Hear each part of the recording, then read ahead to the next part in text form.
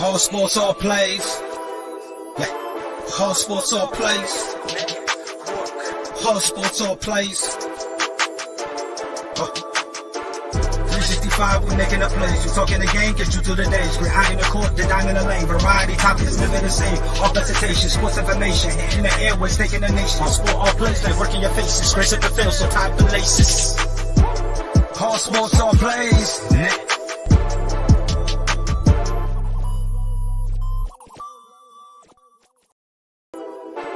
All sports, all plays.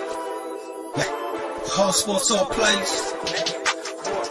All sports, all plays. 365, we making up plays. You talking the game, get you to the days. We're high in the court, the dime in the lane. Variety topics, living the same. All presentation, sports information. In the airways, taking the nation. All sport, all plays, like working your faces. Grace at the field, so tie the laces. All sports, all plays. All sports, all plays. Network. We on top of our game. All sports, all plays. All sports, all plays. What's going on, everybody? It's your boy Freddie Henderson. I'm your moderator for tonight. This is Real Talk. As you can see, we on YouTube tonight. We have a little technical difficulties on the Facebook part. But hey, let me bring in the usual cast tonight.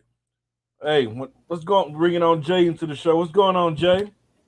What's going on, Freddie? How you doing? Man, I'm good. Just watching some football after just got off work. But ready to do the show. Let's bring on Kenny on up to the screen. What's going on, Kenny? Off a nice one. What's happening? Man, nothing much. Let's bring on Ray onto the scene. What's going on, Ray? What's going on, everybody? Nothing much. Well, we got two new faces to the network tonight. This next guy I bring on, his name says Kendrick Perkins. It's not the real Kendrick Perkins, but hey, when you hear this dude talk, when you see what it look like, you gonna think it's Kendrick Perkins. Just a little lighter version of him. But his name is Art. What's going on, Art? What's going on, big dog? Not much. Hey, tell the people a little bit about yourself, who you are, where they can find you, and all that good stuff. Man, my name is Artel. I'm from Springfield, Missouri. Father of 6, and a sports fanatic. That's all. There you go. Father of 6. How is that? We gotta emphasize a little bit on that for a second. It's rough. Just know that rough. How many girls? How many boys? I got 2 girls, 4 boys. Oh man. One more for a starting 5. We aiming for a starting 5? No, I give up. I quit. So we run the forwards. That's it. Wait, white flag. I'm done. We play a half court. We have 3-on-3. 3s and 4s. That's it. All right, let's bring on our next new face to the network. His name is Joe. Joe, what's going on, Joe? Tell everybody what's up. Tell them a little bit about yourself. What's up, man? Just finally able to get on here. I know we've been trying to connect for the longest now. Finally able to get on here, but I'm from the Bay Area, San Francisco. Just a sports fan, Niner fan, Laker fan, and that's it. There you go. Well, let's get into it, gentlemen.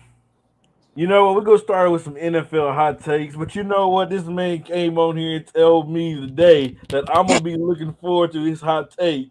I'm going to go ahead and let Kenny give his hot take first. Now, Kenny, take the honors. All right. And actually, this one is really just for you, Freddie. You know what? Giants fans, the people that you have made fun of, you have become that person. You guys have made fun of the Cowboys fans for all these years, and now you are that person. Your team has not won a championship. Now it's coming up on 15 years. The last 5 years, you had the worst record in the NFL. You've been clowning Cowboys fans for all these years, and now that's you. You have to embrace the fact that you guys are a clown franchise. Matter of fact, you guys are so much of a clown franchise that you got the nerve to give your season ticket holders one free Pepsi for Fan Appreciation Day. So listen, I understand. understand how you feel. I know how you feel. I'm been in that boat. I'm in that boat, so to speak. Just embrace it. Your team stinks. You guys are the clowns of the NFL, and it is what it is. That's my hot take. Yeah. Jay. Jay, give us a hot take, bro. Oh, hot take of the NFL. Well, after this weekend, Buccaneers loss, Packers win. I think the Packers will end up securing number one seed. I think that they're going to go ahead and go down with it. I mean, Godwin just got hurt out for the season. I think we did our thing early on and had our little rocky period. And I think the Packers will outlast. They got a weaker division as well. So I think the Packers are going to take first place in the NFC. I think it's funny you mentioned that because the Cardinals are falling off. But let me continue with my hot take. And mine's really not the NFL. Mine's going into the college. You know, for years now, we always gave the crown when it came to coaching and recruiting to Nick Saban down there in Alabama. You know, because we all know what Nick Saban what he stands about, what he stands for. We all know what he brings to the game with college football, and we know you get Nick Saban in front of one of the high class recruits that he's normally able to recruit them to go down there to Alabama to help them go on a championship run. But I believe there's a new sheriff in town. This sheriff has swagger about himself. He knows the game of football. He played the game of football in the NFL. He's played in major sports outside of the NFL, and his name is Coach Prime Deion Sanders. This man is about to come in, and he's about his swagger and what he brings to the college level. When he's in front of a kid, how can that kid tell him no? What he's telling them about a program to go play football. I understand you have Nick Saban, these other great coaches, but they don't bring the swagger like Nick Saban brings on a daily basis. And one thing I know about Coach Prime is, hey, he's gonna bring when he sit down with you, he's gonna let you know the real. He's not gonna sugarcoat it. And you know what? Whoever's mad for this man to come to a HBCU school and doing what he's doing, just got one of the biggest recruits in the nation. Hey, he's just the beginning, in my opinion. I believe there's more to come, and don't be surprised. Ray, give us a hot take. All right. I appreciate that. Well, my shirt just for you. But nah, my hot take for this week is the Dallas Cowboys will win the number one seed in the NFC, get the first round bye, and lose in their first playoff game. That was a lot. You just struck a nerve up there. You just struck a nerve. That was a lot. So they're gonna win I out. knew that was a setup. I saw the setup coming on that one. So let me just understand this. What we just said was they're gonna win out and lose in the first playoff game. Yeah. Okay. All right, Joe, give us a hot take, my brother. Hot take. When we talk about in the NFL, we talk about the best tight end in the game. You know, we bring up Travis Kelce's name, bring up George Kittle's name. That's two of the best tight ends in the game. My hot take is this, man. I really don't even really see Travis Kelce as a tight end. The guy is playing receiver. He's playing slot receiver. He's listed as a tight end, but he spends 90% of the game, 90+% of the game just in the slot running and catching passes. I'm an old school football player, man. Back in the way I do it, that's just a receiver. He's not playing tight end. He's not heavily involved in the run game. We still call him a tight end because he's just a big guy and all that, but he's playing receiver. He's not George Kittle that's, when we're going double tight, he's getting there pancake blocking and stuff like that. He's just playing receiver in the slot. So when it go best tight in the game, I'm going with Kittle over Kelce every day because, like I said, in my opinion, I don't even feel like he's playing tight ends, just like Jimmy Graham years back when he was at the Saints. He wanted to be paid as a receiver because that's how they use him as a receiver, and that's how they're using Kelce as a receiver in Kansas City, but they call him a tight end, but that's really not what he's playing though. Hey, Joe, let me ask you a question. Do you think that Kelsey's just a better version of Jimmy Graham? Yeah, I think so. Okay. I'm not knocking anything. No. Yeah, I was just curious when you said that. I'm not Just made me knocking think what of they're that. doing. I'm not even saying that I would change anything. The way they're using him is great, but they're not using him as a tight end. They're calling it a tight end, but he's not being used. Yeah, he's more of an H-back or a receiver or anything versus a tight end. All right. Art, give us a hot take. My hot take is Matthew Stafford belongs in the Pro Bowl. He's been a top 5 quarterback all the way across the board all year long.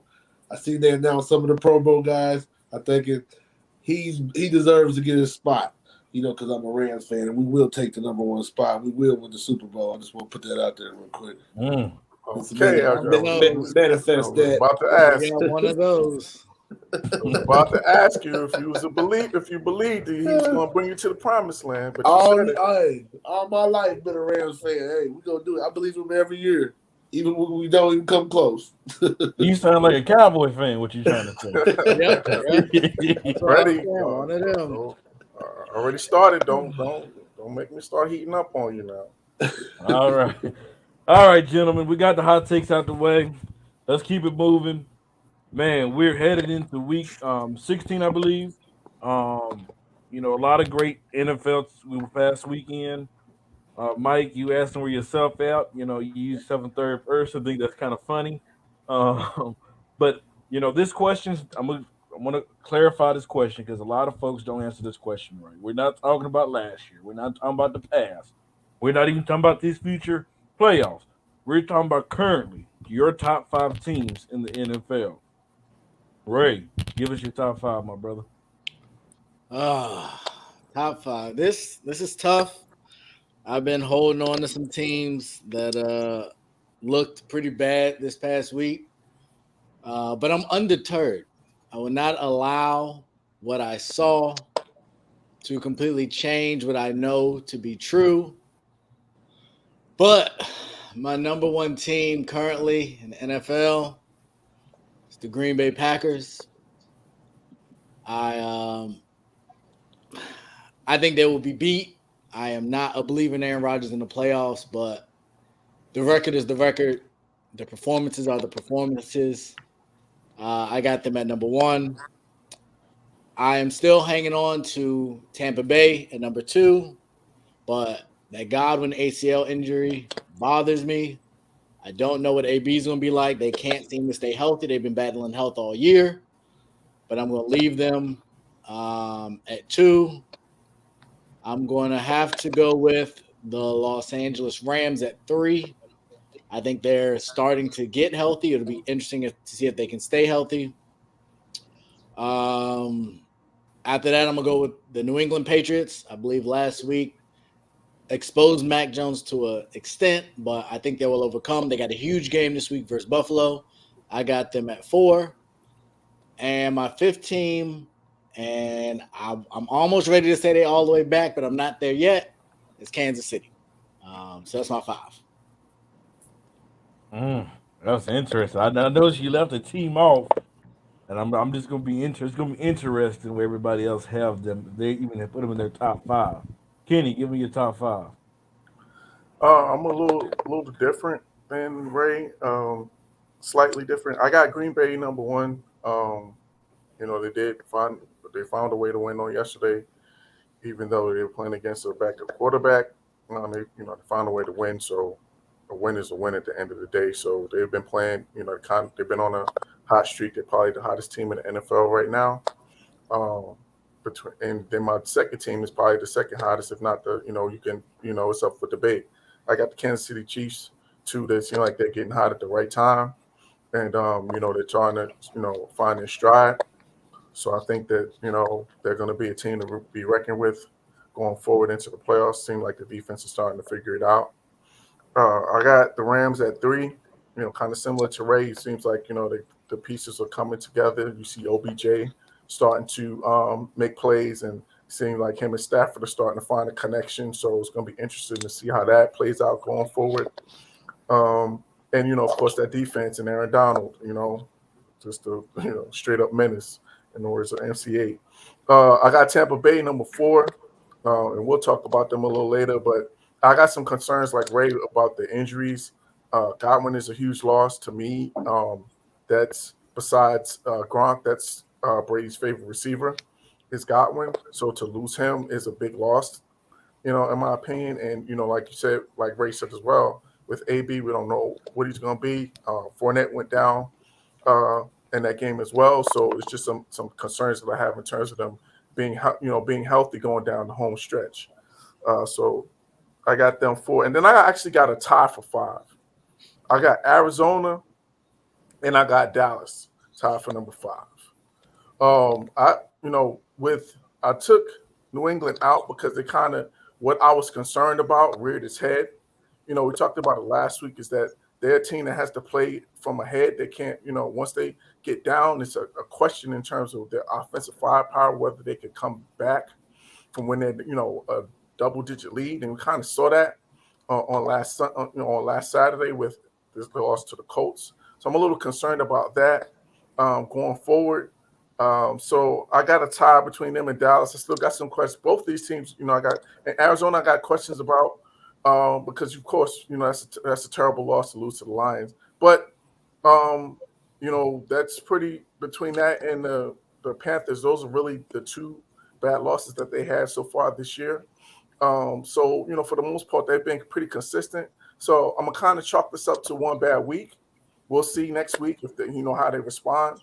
And then Dallas, I got questions about the offense. The offense just hasn't been clicking since Dak has come back. It's been inconsistent. So I got them tied for number 5, and I had to take New England out of the top 5. So that's my top 5. Kenny, I got a question for you. Yes, sir. So you said you had questions about New England's offense and ability to come back. Outside, if they don't give up that long run to Jonathan Taylor, they got back into that game. Their offense got them back into that game. Secondly, what faith do you have in Arizona, especially with no Hopkins until maybe the Super Bowl? I guess I think more of their playmakers than I think of New England's playmakers. I think that's what the difference is. With the AJ Green, with the James Conner, with the Christian Kirk and those guys, Rondell Moore, I think is another guy. I just think I have a little bit more trust in their playmakers. I guess that's really the only difference. Okay. Yeah. All right, Joe, give us your top 5. Top 5, I'm going with the Packers as number 1. I mean, they got the best record in the NFL right now. Really don't think that means anything. I'm just giving it to them because they got the best record in the NFL, but they had the best record last year, and they had home field advantage last year, and we saw what happened there. So I'm gonna go with the Bucks at number 2. Even with the injuries, I still feel like, you know, when it gets down to time, the Bucks I think they're the best team in the NFC, even with the injuries. I'm gonna put the Rams at number 3. They getting hot right now. Stafford is getting real comfortable with Kupp. OBJ is getting comfortable with the offense now. They got him rolling the last couple. I think he got a touchdown the last 3 weeks. They get him going, they're gonna be a problem. I'm rolling with the Patriots at number 4, and I agree with Ray, like he said. Man, they can come back. I mean, they came back. I mean, they had a chance to really close it out and maybe win that game, but uncharacteristically, they gave up a long rushing touchdown to the coach to seal the game. And a couple bad penalties. Yeah, the Patriots could have won that game if they don't give up that touchdown. They could have came back and won that game. So to say that they can't play from behind is not accurate. And then my 5th team will be the Chiefs.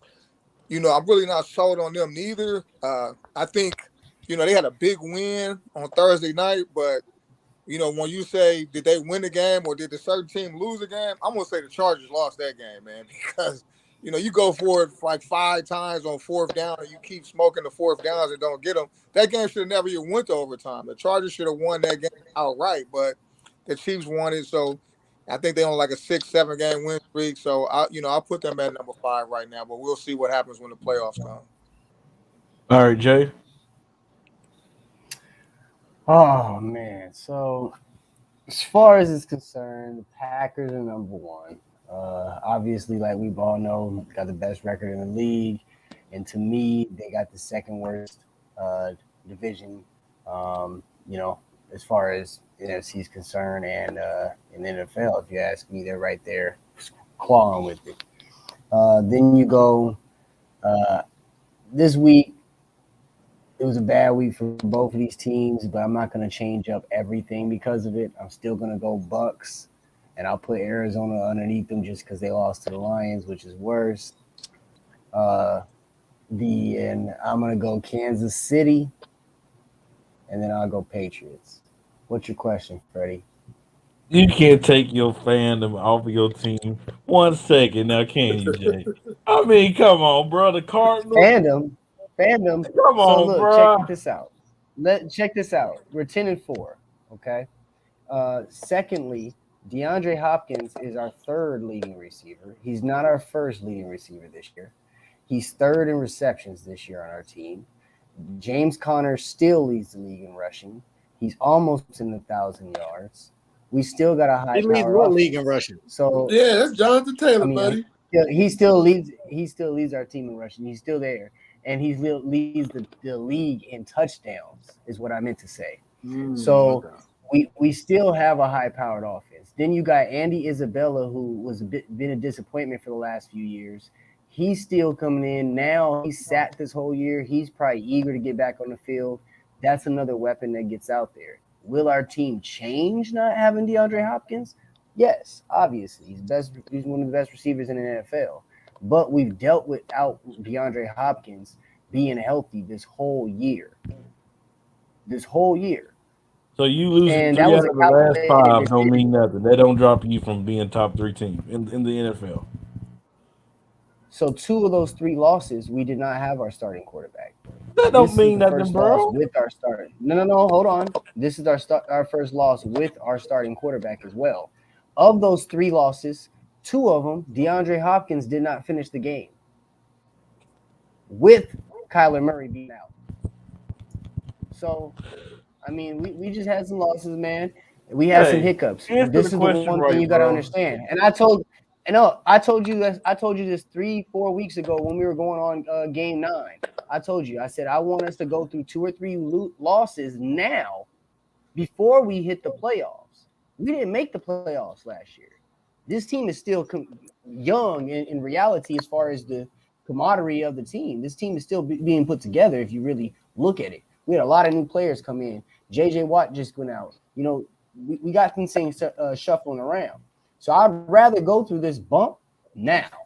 We're still a dangerous team. So you said 2 to 3 losses came because DeAndre Hopkins didn't finish the game?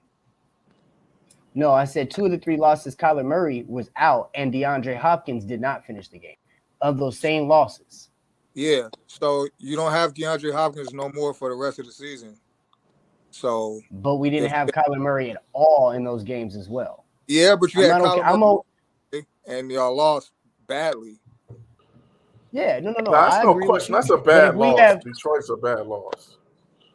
Yeah, definitely. Listen here. But if you go into the game, if you're used to having 3 weapons and you start the game with 1 weapon, that's a big difference. I'm okay with having 2 weapons. But you also not taking into account that you saying, okay, well, DeAndre Hopkins was third on your team of receptions. Yeah, because they're rolling the coverage his way and everybody else eats.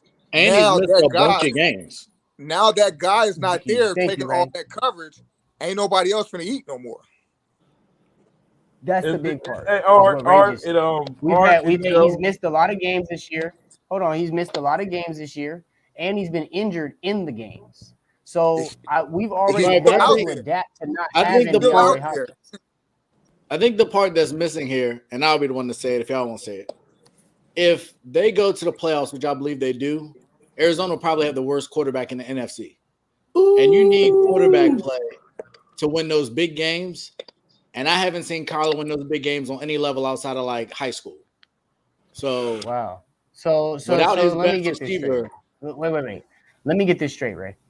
before his injury, he was talked about as arguably the hands down MVP of the league. We're not talking about now after hold on. Now after his injury, he has one loss coming back, and he's the worst quarterback in the NFC. Why? He will be the worst quarterback in the playoffs. Of the teams that make the playoffs, he will be the worst quarterback. I would still take Dak above him in the playoffs. Hey, Dak is clutch in the playoffs. I mean, to be fair though, saying that he hasn't won a big game, they did beat the Rams, and at that time, that was considered to be a big game at that point in the season. So, Listen, I'm not talking regular season. I'm talking about I when we get to understand. the playoffs. I'm just saying that between that coach and that quarterback, I've yet to see the necessary performances, even down the stretch last year, to win the big games to get you over the hump. And I think that's the reason I can't buy in. And you lost your best receiver. You're going to need him. AJ Green was great 5 years ago. AJ Green right now is not supposed to be your number one.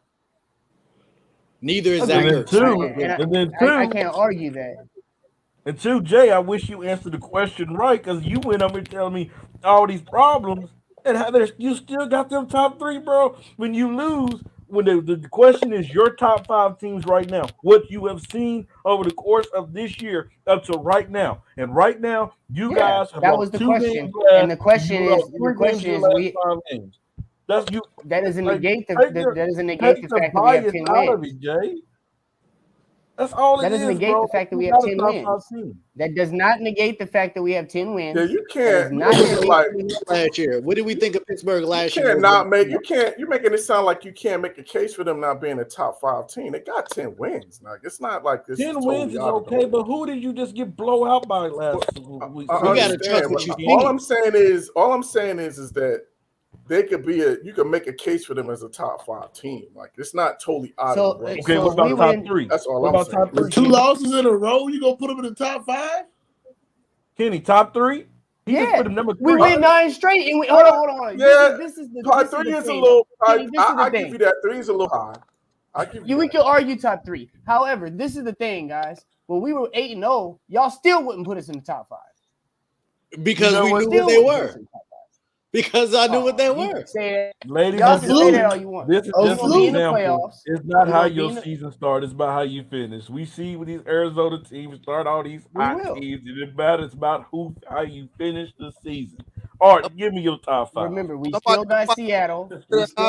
We still got Dallas. Hold on, what you say, Joe? I'm going with Green Bay. No, it's okay. At the top, they got the best record. Got to give it to them. Second, I'm going with KC. They got the longest win streak, active win streak right now.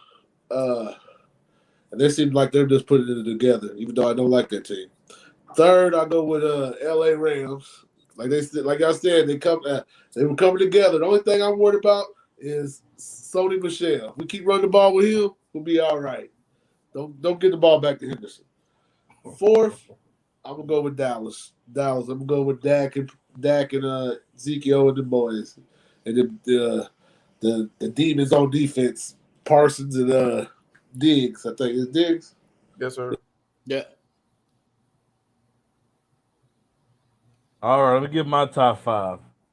Number 1, I got Green Bay, because they do got number 12 back there, and because he's a bad man. We seen the performance. You talking about one of the hottest quarterbacks in the NFL right now. It is Mr. Rodgers. And congratulations him for tying Brett Favre as tying him as a franchise leader in touchdowns on Sunday, by the way. And he'll deliver a gift and break that record on this Sunday. Are you really bragging about beating the Ravens with Huntley at QB? Did I mention anything about that game, Ray? No, I did not. Sit down. I didn't say nothing about the game. I just mentioned what he's doing. You said he's the hottest quarterback right now. I thought you was alluding to what he did this past week. Okay. He is the hottest quarterback in the game. I mean, hey, I didn't He did say you saw him. He did put that on there too. So, but let me carry on while I was rudely interrupted by Mr. Ray. I just had a question. Let me carry on. So I got Green Bay number 1.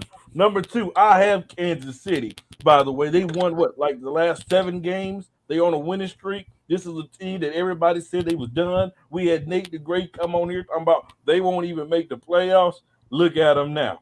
Number 3, I got the Los Angeles Rams. They got Odell Beckham Jr. down there. They got Cooper Kupp. They got big Aaron Donald down there, Von Miller and the crew, Ramsey, and you got Matthew Stafford. I believe they are going on a run now.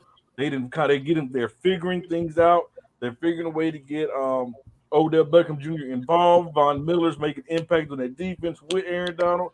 There's no question that he's their number 3.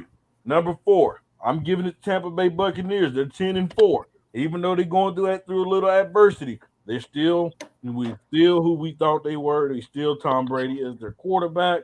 We know Tom Brady knows what needs to happen in these next couple of weeks. Antonio Brown coming back this Sunday. That should help out with the loss of Godwin. I got them number 4. And number 5. How about them Cowboys? I got on number 5. Even though, that offense do look a little stale at times, but hey, they're finding ways to win football in different ways. And how is that? On that defensive end, you got Michael Carson down there. You got Diggs. Hey, you got D. Lawrence back there. You got Gregory. Hey, that line is dangerous. You do not want to see that line when it comes into crunch time. They can bring the pressure. They coming for blood. Hey, the Cowboys are in my top 5. Shout out to Key in the building. Glad you could join us tonight. Wow, Freddie, I gotta actually, I'm almost speechless. You actually were able to show the Cowboys some love. Be still my heart. Well, one thing about me, I'm not biased. I keep the truth. Oh, I'm not like Jay. I got the Cardinals number 2. So you were doing good. Now you just messed up. You're a Cowboys fan, ruining Kenny? everything. Yes, sir. Okay. I can't. Jay, I was waiting for you because I knew you was gonna slip that in. And did y'all notice he slipped it in? And There wasn't no slipping. Last week we were sitting up here and it was solidified top 3. This week they lost one game. Yeah, it was against the Lions, and all of a sudden they can't be in the top 5. I just don't get you guys. 8 wins in a row, we still can't make it into the top 5. I don't have a problem with top 5. The criteria, number 3. The criteria. To me, they you still realize who the Lions are and what they represent. You just keep saying they just had this loss. They had this loss at this time of year to that team. Ray, I didn't need you to come in and emphasize how bad the Lions were right now. That's not what I needed you to do at this moment, Ray. That wasn't what we was talking about. Well, you know what? Let's continue. Just because I'm not the moderator. They don't want to beat up on you, Jay. No, but before you go, I wasn't kind of expecting this because we tied to the Lions the year before. The year before that, we lost to the Lions. It's a thing with the Lions and the Cardinals. They just play as well. They just play as freaking well. And real quick, shout out to the Lions, man. They, as bad as the season that they had, they play really hard. Like, they're a terrible team, but they play hard, and they've been in a lot of competitive games. So, I mean. I wasn't a fan of Dan Campbell coming in. I thought he was. No, that's what I mean. You got they don't deserve no shout outs for losing. Stop it. No, I'm just giving shout out to Detroit in general. Hey, listen. Shout out. Hey, they suck. Hey, man, at least they're competitive, unlike the Giants. When you competitive, the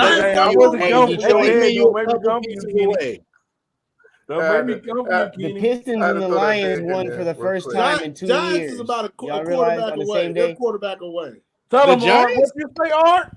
The Giants are a quarterback, a running back, 2 wide receivers, cornerback, everything healthy. They'll be all right with No, that's not how this works. If Zion lose weight, then he might play. Like, we don't do that. Hey, just wait till we get on Russell would actually study those videos. And Saquon starting to fumble now all of a sudden. He done lost his first fumble. It's probably all down. You know he's a bad boy, though. One you gotta give it while to he's running with the other. Bad boy. He's one of a kind. Just know one thing. We get right on YouTube. It's over. All right, Jim. Let's keep it moving. Barkley, Grant Hill. All right, let's keep it moving. You know what? Just for that comment, Jay, I'm gonna beat up on you some more. Let's go. What's going on with the Arizona Cardinals? Like I said, they done lost the last 3 out of their 5. What is going on, Jay? You know what, you guys? Talk to us, Jay. We're gonna give him the solo screen. Let's hear this violin that he's about to. Get the Play it, violin. Jay. All right. So listen, Cliff Kingsbury, run the damn football. You know what I mean? We come out here and we throw. I know the air attack. I know that's our style of play, but the run game opens it up. You know, they're rushing 5. We're not giving them any reason to put to put somebody back in the coverage. The play action doesn't work. These read options don't work because they're not scared of our run game. We have James Conner out there, leads the league in rushing. We don't use him at the goal line. We're going for it on 4th. We're turning the ball over 2 and 3 times within the 5-yard line. When none of those times we run the ball with James Conner, that's what's going on. Cliff Kingsbury, stop being a trickster. Remember, man, what one of his first 8-9 weeks of football was actually playing fundamental football. Run the ball to open up the defense. Run the ball, have a play action pass to give Kyler Murray a few more seconds in the backfield so he can actually throw the ball without scrambling around and getting injured. Okay, so that's one of the things. The other thing is, Kirk, I know all year you haven't had it on your shoulders, and I know DeAndre Hopkins going down puts the weight back on your shoulders, but catch the damn football. You drop the passes at the times that we need you to catch the football, and you catch the passes that it don't really matter. You're wide open. So we need that to go down too. But all in all, man, it's one loss. It just happened to be against the goddamn Detroit Lions. We had Kyler Murray out. Kyler Murray was out. That don't mean nothing. You it don't mean nothing. I don't care if you want to hear that. That's the facts. Those are what's going on. That's what's going on the football field. Okay, we had a backup quarterback that we don't plan on using. Colt McCoy did his thing. He did a great job. But he got even hurt. I was winning. We was down to a third-string quarterback. Jay, I got a question. Yep, I'm ready for it. You said y'all need to run the ball more. Mm-hmm. What would you say if I told you that James Conner has 0 180-yard games this year, and he's averaging less than 4 yards a carry? He's averaging 3.4 yards a carry. He has 187 rushing attempts. He also leads the league in touchdowns. The one thing that you have to keep on remembering here, if we're within the 5-yard line, there's no fucking reason we throw 4 fucking passes and turn the ball over twice. Okay, we had 8 fucking passes in the goddamn 5-yard line, and we turned the goddamn ball over. So you can tell me whatever you want about all that stuff. It's obsolete when we're talking about the 5 fucking yard line. We're talking about 8 straight fucking pass attempts and no fucking touchdown. Period. Ray, look like you struck a nerd at the desert. Hey, I tell you, get dry in the desert. Hey, they crying in the desert right now, my brother. Just triggered that. It's man. The same thing. I could take the same conversation and flip it and talk about Baltimore. Jim Harbaugh, what the fuck are you doing? Same shit. You don't fucking do that 2 times in a row and turn the fucking ball over and then talk about what happened. No, you get 3 points. Come back down. That's 6 points right there. No, that is a fact. Analytics are one thing, but when you're inside the 5-yard line and you turn the ball over the first time, you don't come and fucking do that second again. Last week they lost the fucking football game at the end of the game for the same exact reason that they did it this week. Same exact reason. Listen, man, you can play me a violin all you want, Jay, but I'm not. You know what? I'm not gonna let you do it because we've seen guys go out there and win football games without their receivers. We've seen them change their game plan. We did. You guys are just like I've been telling you this all year, Jay. It don't matter how you start. No, you were telling me this while we were winning. It's about how you finish the season. You guys, you was praising him while you was winning with Colt McCoy when Kyler Murray was there. Now that he's out, then you want to trash. I don't want to hear it. Hey, this team is not a good football team right now. You know what? Call Larry Fitzgerald back out. It's time for him to come out of retirement. You know the funny thing is. You know the funny thing is, Freddie. Because you know what? You know the funny thing is, Freddie. Just like Ray said, what big games has this man won? Just like Ray said. Don't piggyback off of Ray. Don't piggyback off of it because you didn't watch 1 second of that damn game. You didn't watch 1 second of that game. You don't know what happened in that game. You wasn't in my house. That game, because I can tell. I can tell already. because we were in that game the whole time. We blew that game through coaching calls. It was Detroit not the game? players on the field.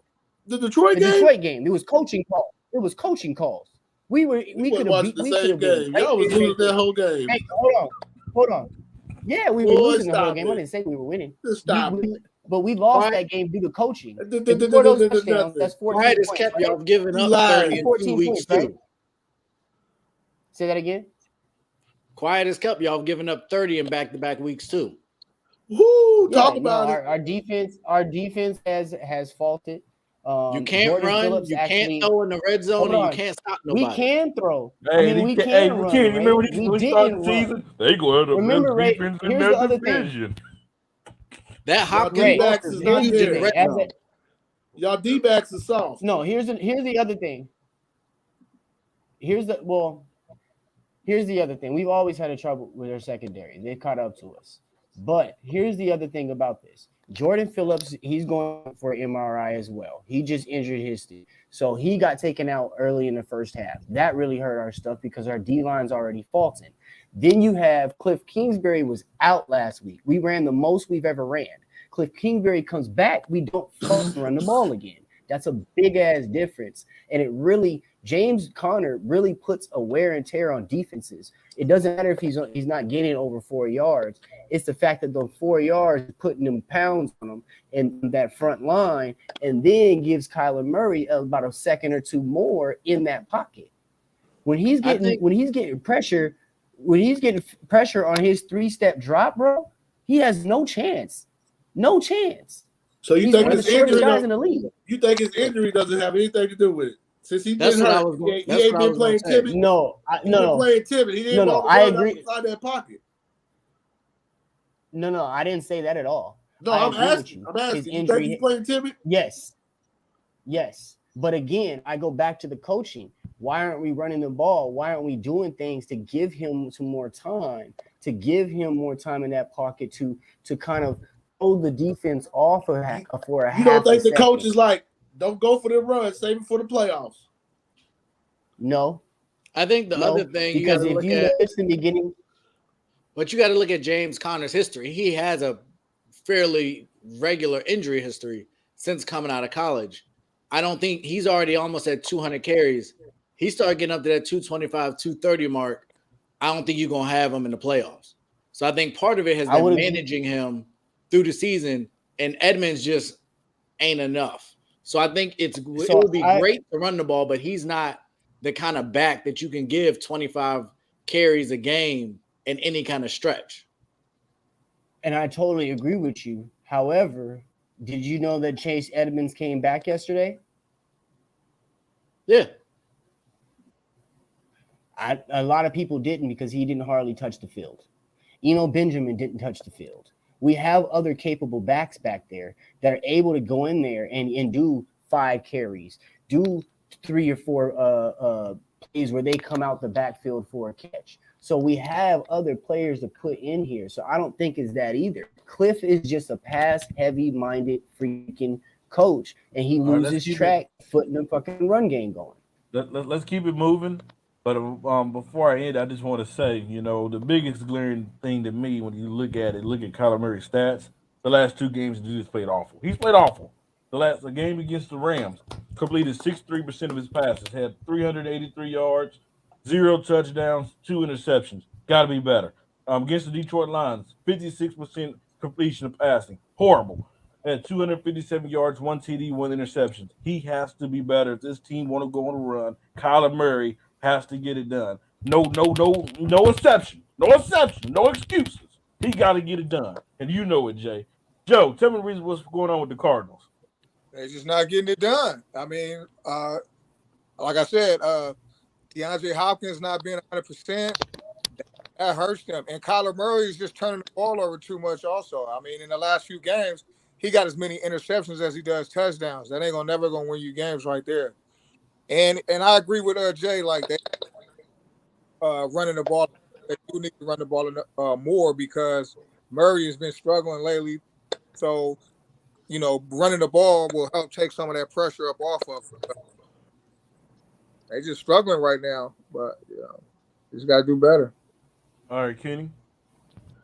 I think this is more so. This is a challenge for Cliff Kingsbury.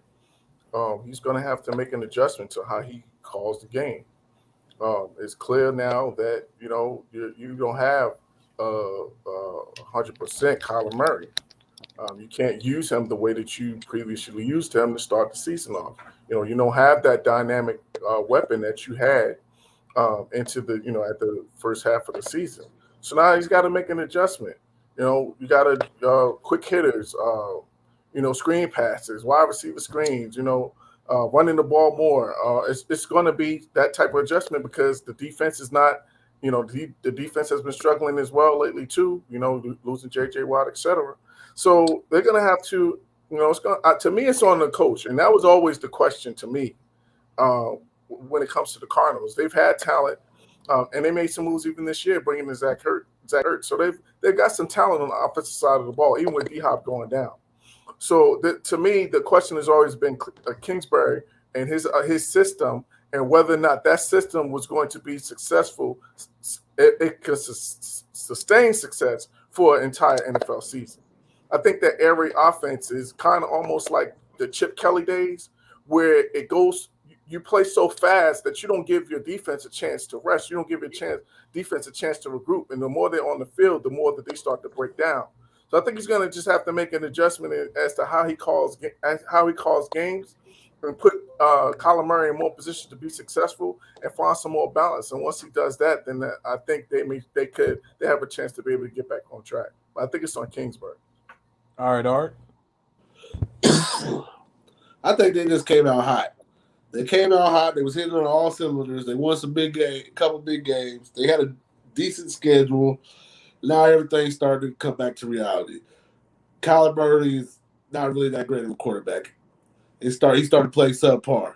Their line is not. Their offensive line ain't playing good at all. They're getting penalties. They're allowing pressure to Kyler, and Kyler's not breaking off for the big runs like he used to. I really believe it's because he was hurt. He don't want to get hurt again. He's playing timid, and the defense, which was playing like top 10 defense, is falling apart. You know what I mean? The D-backs to me is what was at the beginning of the season was probably one of their strong suits is probably their weak suits right now. They're giving up big plays in the air. You know what I mean? So that's my take on it. All right. Let's keep it moving. Let's go down there to New Orleans. Jay, you muted.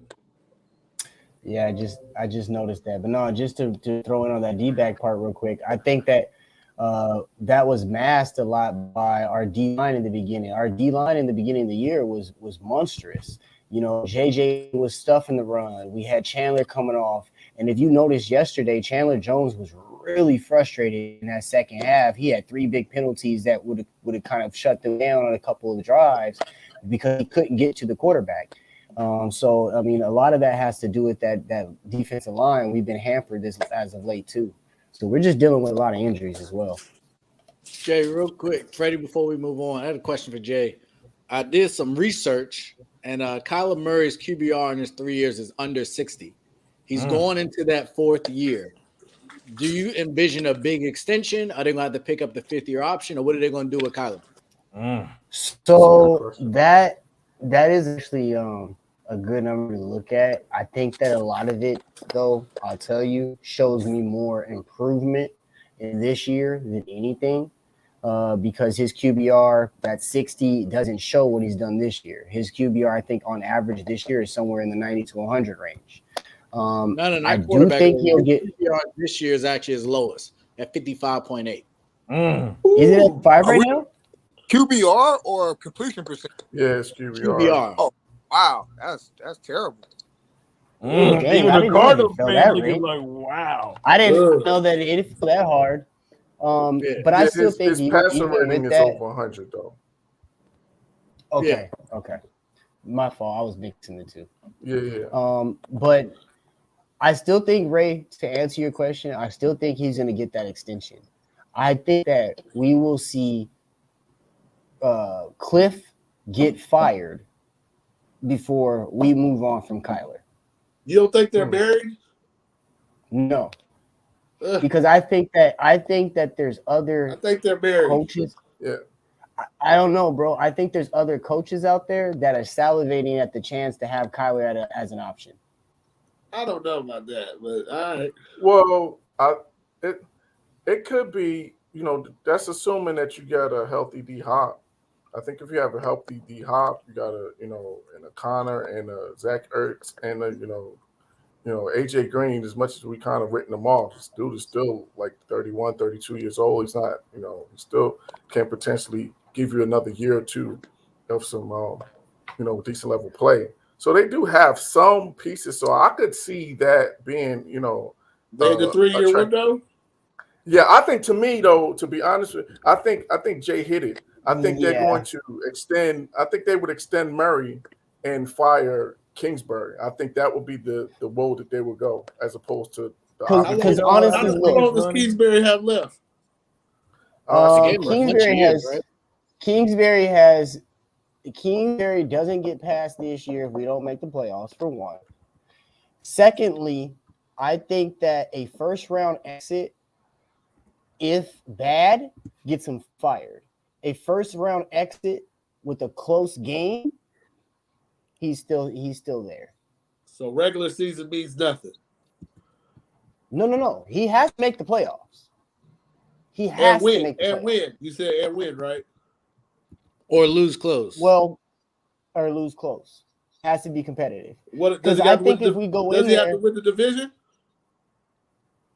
No, I don't think you win the division now. I think the Rams. We still have the hardest division in football. So I don't think the division title is necessary. Yeah, I think a wild card is good enough. We haven't been in the playoffs in a minute. And with the young nucleus with Kyler and trying to build on that, getting that experience and getting that is taking that next step. So I think that gives him another year. I think he got to make it the second round. This is not this their first year. You got to give him a slap on the wrist. Hell no. When you be aggressive, when you bring in the guys that you guys brought in on the defensive end and on the offensive end, you trade in for Zach Ertz to come in there to help your offense. It ain't no slap on the wrist. It's football, sir. No, it don't work that way. But the thing, we didn't give up a lot, man. We didn't give up a lot. We didn't it's not about what you give up. It's the thing is how aggressive you guys were. But you guys didn't mind bringing in a JJ Watt. You guys didn't mind bringing in doing everything for him.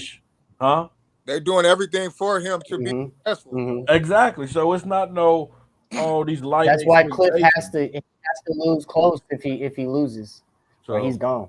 But let's continue moving. He's got one more year on this. It's a 4-year deal that he signed, so he's got one more. Yeah, let's go down there to New Orleans. Mm-hmm. We saw what happened last night down there in Tampa. New Orleans came in there. Did something that only happened 3 times in Tom Brady's career. Held them out where they didn't even score a field goal. I mean, going into that game, I knew going in that game that Tom Brady then would have struggled on offense because of New Orleans Saints defense. There's something about New Orleans they always struggled against. But I would not have thought that they wouldn't even score a field goal. I would not have thought that when Tom Brady's your quarterback. Kenny, what's going on down there in Tampa? Is it time to panic or what's going on? No, I don't think it's time to panic. It's kind of the same boat as Arizona. They're dealing with, the injury bug. It's bitten their team. But I just want to make a little quick side note. I think it's why did every time that Tom Brady has a bad loss, this guy wants to throw a temper tantrum on the sideline. Like, enough of this, man. Like, he's a sore loser. When are we gonna start talking about this guy? Every time there's a situation where he loses or it's a bad loss or he's angry, he's throwing a temper tantrum on the sideline and doing things. The 1 year he wasn't shaking nobody's hands. This year he's throwing tablets on the bench. Like, come on, man. You've been in the league 20-something years. Like, enough is enough. There's no reason that you need to be immature like that. So I just wanted to get that off my chest. Yeah, but at the end of the day, for them, I just think it's injuries. We know what they are in terms of offensive, and we know in terms of what their weapons are offensively when they're whole and when they're healthy. And like I said earlier, that loss of Godwin, to me, that's a huge loss for them. So this is going to be, these next few weeks are going to be really interesting. I think this pretty much ensures that AB is going to be back on the team. There's no question. If there was any question now, AB will definitely be back as soon as possible. So as soon as this suspension is up. So I just think, and you got to have Rojo. Now he's going to have to step up. We don't know how long Leonard Fournette is going to be out. So I think it's just some questions that are going to be answered in the next few weeks of how they're going to be able to cope with these injuries. And so it's going to be interesting to see how it plays out. I don't think there's a time to push the panic button per se, because I think they still have enough firepower. We got to wait to see what happens with Mike Evans. I didn't get a chance to see anything today. I don't know what they said his. I think they said a hamstring injury. Was it a hamstring? Okay. Yeah, him and Fournette.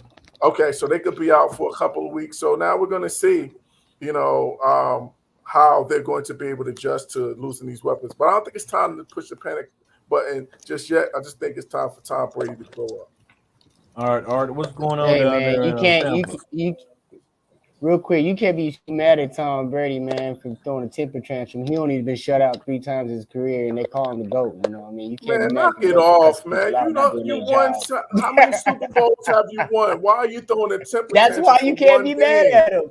Nah, get out of here with that, man. No, I agree with Kenny, man. We always No, we you always can't be want to the give other GOAT. guys. Yeah, you can't be the GOAT and be the franchise guy, and you sitting here acting like a little kid just because you lost one game. Hey, we don't know how many times that he made people catch Ubers and not get on the team bus because they didn't do their job on the field. So I'm just saying.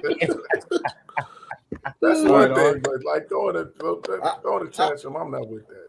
I just think it's injuries. And they got an ego to them. You know what I mean? Tom Brady got that on and off switch. I can turn it on and off when I want to. This game don't mean nothing to me. You know what I mean? I just think it's a little bit of that, a little bit of both. Not nothing serious. Hey, Joe, let me switch the question up to you. Last year, Tampa didn't, they had a good regular season, but we did see them struggle at times. We didn't see that defense really get to rolling until they got into the playoffs. Do you think we're going to see the same thing where this team, like RJ say, like when the playoffs come, they just turn the switch on, or do you think they're going to have a little difficulty this year? I don't think it's a switch that they need to turn on. They've been rolling. They was on a winning streak already. They lost last night to the Saints, a team that they haven't beaten since Tom Brady's been there. 0-4 to the Saints in the last 2 years. They beat them last year in the playoffs. They've had their number. Season in the regular season since Tom Brady's been there, the Bucs are 0-4 against them. They got shut out last night. They should have got shut out last year in Tampa. They beat them 38-3. They kicked a little field goal at the end in the fourth quarter with a few minutes left to not get shut out. That should have been a shutout because there was no point in them going for a field goal other than to just not get shut out. Because if you're down 38-3, why are you kicking a field goal? That's not going to, you know what I mean? They just didn't want to get shut out last year. So I don't see it a thing where they need to flip the switch. They were 10-3 yesterday. They 10-4 now. Their next 3 games are against the Panthers twice in the Jets. There's nothing for them to worry about. I don't see anything to worry about. Okay, Godwin's out. He's gone for the year. You bring in a Hall of Fame receiver in Antonio Brown, who that good thing they didn't cut him because now they need him. You got Fournette out. Honestly, I think Donald Jones is a better running back than Fournette. We just never get to really see it for an extended period of time. Stay in a doghouse. And he don't be getting the carries that but if you look at his production and how he hits, got to hold on to that ball. That's why he getting that dog. Yeah, he just don't. There you go, Kenny. He let the ball go sometimes, but blitz pickup, drops, fumbles. No. Right, but Rowe is not even close. Fournette does so much. Fournette's just that bruiser. It's hard to. Yeah, that's a big boy. I mean, that was what I was going to argue. I think the Fournette loss was way bigger than the Godwin loss with the return of AB. Lenny was balling. If that dude just hold on to the ball, you're gonna see the production is not gonna drop off, man. Ray was going in the right direction. No, Ray was going in the right direction because the one thing about Leonard Fournette's going to step in there and he's going to be an extra blocker for you. And Fournette's going to be the guy that's able to chip and still get out there and pick up a first down. Leonard Fournette does so many other things that you're not looking at when the play starts because he's not getting the ball. Like, I Now don't know you if put y'all- Rojo in there. No, go ahead, Ray. No, I was gonna say, like, I don't know if y'all saw early on, Leonard ran a slant and caught a slant and got blasted, and he held the ball. Tore up. Ronald Jones ain't making Tore that up. play. Not only is he not making a play, Ronald Jones not coming back on the field after that play. That's the other thing about Ronald Jones. No, and I'm not even trying to be funny. Rojo, he gets hurt easily. Like, he gets banged up and he misses plays. He doesn't necessarily come out for the full game, but Rojo takes plays off because he gets banged up. And Leonard Fournette, like Ray just said, Leonard Fournette got smacked and said, all right, got to go back to the huddle. So it is a big difference in production. It's a big difference in what he does for the team. And that's going to be a huge, huge loss for him. I think going forward, their production ain't going to drop. I think to do it, you just got to hold on to the ball. When he holds on to the ball, he's a better than that. Y'all will see it, though. I mean, they're playing the Panthers and the Jets, so he should be able to put up some numbers. Give me games. That's their division. I mean, it is who it is. That's their division. It is what it is, but still give me games. All right, Kenny, do you want to touch on it a little bit? No, I did. I went No, over Kenny, it. I mean Ray. I'm sorry. Yeah, I think it's a couple things. I think the injuries are something, and hamstring injuries are not good. Living in the state of Florida, I think definitely helps. If they was in New England or somewhere cold, I think them hamstring injuries I would have more concern with. But being in Florida, I think is a big deal. Their schedule allows them to really, I don't even think they could lose the next three, but they can still afford to lose some games, not play some guys just to get healthy. I think they'll be fine. I think Tom Brady has proven he can go anywhere at any time and win. So I think he'll be the best quarterback on the field no matter where they play or when they play in the playoffs. I do think – I don't know about that one. Listen, you can try and talk about that cheesehead up there, that lion cheesehead or not. We can. That line, immunized cheesehead with a hurt toe have had less turnovers. Tom Brady has thrown dope. Hey, check this out. Ray. I want to give you a stat that you might don't know. I got a question for you after your stat, but go ahead. Okay. Tom Brady this year. You know what? I'm gonna pull up how many interceptions this man has thrown this year.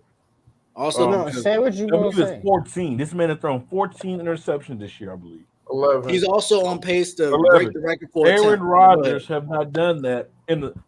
You can add up Aaron Rodgers' last 2 years and it won't come up to 11. But carry on. He threw 3. And Tom Brady has won as many Super Bowls with the Tampa Bay Buccaneers as Aaron Rodgers has won with the Green Bay Packers. So what do we say? Aaron Rodgers threw 3 interceptions in the NFC Championship game last year. Yes, and 1 and 4.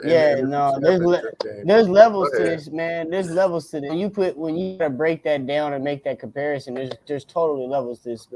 And Tom Brady's team is way more dynamic when it's put together than the Packers is. And when you put Tom Brady back there in the playoffs, thank you. What when you put Tom Brady in the playoff Brady is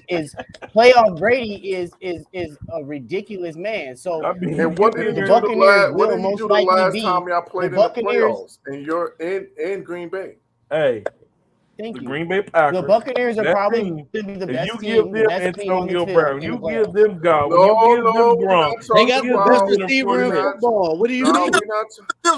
You give them those guys. Hey, of course, Aaron Rodgers going to feel no, you just said no excuses. You just said no excuses with Jay. So we're not. No, I'm not giving no excuses. I'm not giving no excuses. I'm stating facts. Why you mention it? Freddie, I ain't gonna ask you a question. I'm stating facts. So last year, Green Bay had the ball like 4 times at the 10, and Aaron Rodgers did nothing on first, second, third down. He was scared to run. Do you think if Tom Brady's on that field, they kick that field goal? Who's his coach? Me. No, it doesn't matter. Anybody. If you have Matt LaFleur, yeah. If you have Matt LaFleur is kicking the football with Tom Brady at quarterback. If you have Matt LaFleur, yeah. Did you hear what he just? Did you just hear how he angled that? It was not Aaron Rodgers' fault. It was Matt's fault. Of course, it was. Of course, it was. So Matt LaFleur would have the been fact that fired he the didn't have next enough day if he would confidence have had to kick the football with Tom Brady. Exactly. That's why Aaron Rodgers went out of Green Bay, is because it had the mindset. Hey, you know, we don't care what your damn opinion is. You do what we say. That's because you don't win Super mindset Bowls. down you there. want to know When the you difference? don't win Super Bowls, you But you get wanna know treated the like a difference? regular person. No. Right. Regular you want to know people the like difference Kirk between Cousins Aaron get Rodgers and treated Tom like a Brady? regular quarterback. Aaron Rodgers, you better go get this man a pedicure. You better give him a manicure. You better That's give him a glass fine. of wine. You better go do whatever you need to do to make sure that man is happy. He's That's one of what the you greatest do. regular You have season an Aaron quarterbacks Rodgers. ever. Congratulations for being Hold one of on. the greatest Aaron- regular season quarterbacks ever. But at the end of the the day, difference between Not only did they lose to Brady in the NFC Championship game last year, he lost to Jimmy G the year before that. he sure did, my brother. But guess what? This year, Whose fault was well, here's that? another Joe, excuse. Joe, do me a favor, please. I want you to do me a favor. My brother. When he go to the Dallas, my bad. When Dallas come to Lambeau and they smoke that tail, I don't want to hear nothing. When Tampa come to Lambeau and he give his rematch to old Brady, we want to hear nothing. Then we in the Super Bowl against old Mahomes. But again, and Patrick Mahomes' daddy listen. on the other side of him down there in LA. Listen, here's the difference. I don't want to hear nothing. I don't think really people are afraid to go to Lambeau, because I remember Kaepernick going to Lambeau and winning up in Lambeau. You know what I mean? So Joe, you lost your mind. Yeah, it ain't like the 90s. Joe, you lost your mind. It ain't It's like cold the as hell in 90s. Lambeau. You crazy. They keep losing every but time. here's the thing, This was the though. last time Don't nobody want to go to Lambeau. That was the builder down there. They lose up there. They nobody lose. scared of Aaron Rodgers. I hope Arizona don't come down there. Oh, talking about not running the football. It's gonna be a field day. The man is 1-4 in the NFC Championship game. Ain't nobody scared of him. It's okay. Ain't nobody scared of Aaron Nobody. Rodgers, man. Wing was like, It's been a long time. Hold on. We can't just blame that man. We gotta blame that Packers organization. We gotta blame No, somebody we else. can. You're good at deflecting. For that man. We can. You wear a shield for Aaron Rodgers. You carry the shield for Aaron Rodgers. I swear, you good at deflecting. If it wasn't for the refs, the Cowboys would have beat them, because Dan's Come on. Freddie, that's what we want to do. That's what we want to do. Come on, Joe. Are you sure you want to go there? But look, okay, let's play imagination, because that's all you're doing. What ifs? Okay, let's count to the touchdown. How much time was on the clock for Mr. Rodgers at his ball? And I'm asking the question. Okay, then exactly. Like I said, the Cowboys, you guys know what can go wrong will go wrong. Yeah, it's two different people. Accident waiting to happen, and we go see. But we know it's Matt's fault. It's not Aaron's fault. Freddie, you more of a Rodgers fan or Packers fan? I'm a Rodgers fan all day long. So you gonna pack his bags wherever he go? You going? No, I'm a Giants fan, number one, but I root for Aaron Rodgers. He's a bad man. Do he need to go to New York? Hey, he come to New York. Hey, he come to New York. He'll look good in that blue, that red, white, and blue. Aaron Rodgers does not want that media pressure in New York. Yeah, he don't want to curse his career by doing that. His career will be over. He wants to go to a contender. He's not coming. He want to get away from Brady. That's what he want to do. Yeah, he wants to go to a contender. Why would he come? Giants has a good defense. I'm telling y'all, they're a quarterback away. Quarterback away. If Aaron Rodgers, listen, if Aaron Rodgers was that man, what you just said, Philly, about Matt LaFleur and doing it wouldn't have happened, because Tom Brady would have caught an audible. Peyton Manning would have caught an audible. If Aaron Rodgers was really that guy like you said he was, he would have made sure. Nobody than Tom Brady, man. That's they're not the same stuff. Oh yeah, we can. Third down play was emblematic of Aaron Rodgers. He ain't want to run and he threw the ball into the ground. Okay, Ray. Okay, Ray, come at me then. Let's go. I was gonna take a commercial break, but screw the commercial. Let's go. You know what Aaron Rodgers was thinking in that third down? Do you really want to know what he's thinking? Because I called him last time. You know what he told me? I have good insurance. You know what he told me? Well, Freddie, we know he's a liar, so I don't really care what he had to say. Ray, you know what he told me? He said, I would have save a lot on State my Farm coach had insurance. some great football knowledge to know that do not give the ball back to Tom Brady. His shoe went flat while he was running. That's what happened. I thought, but my coach thought differently.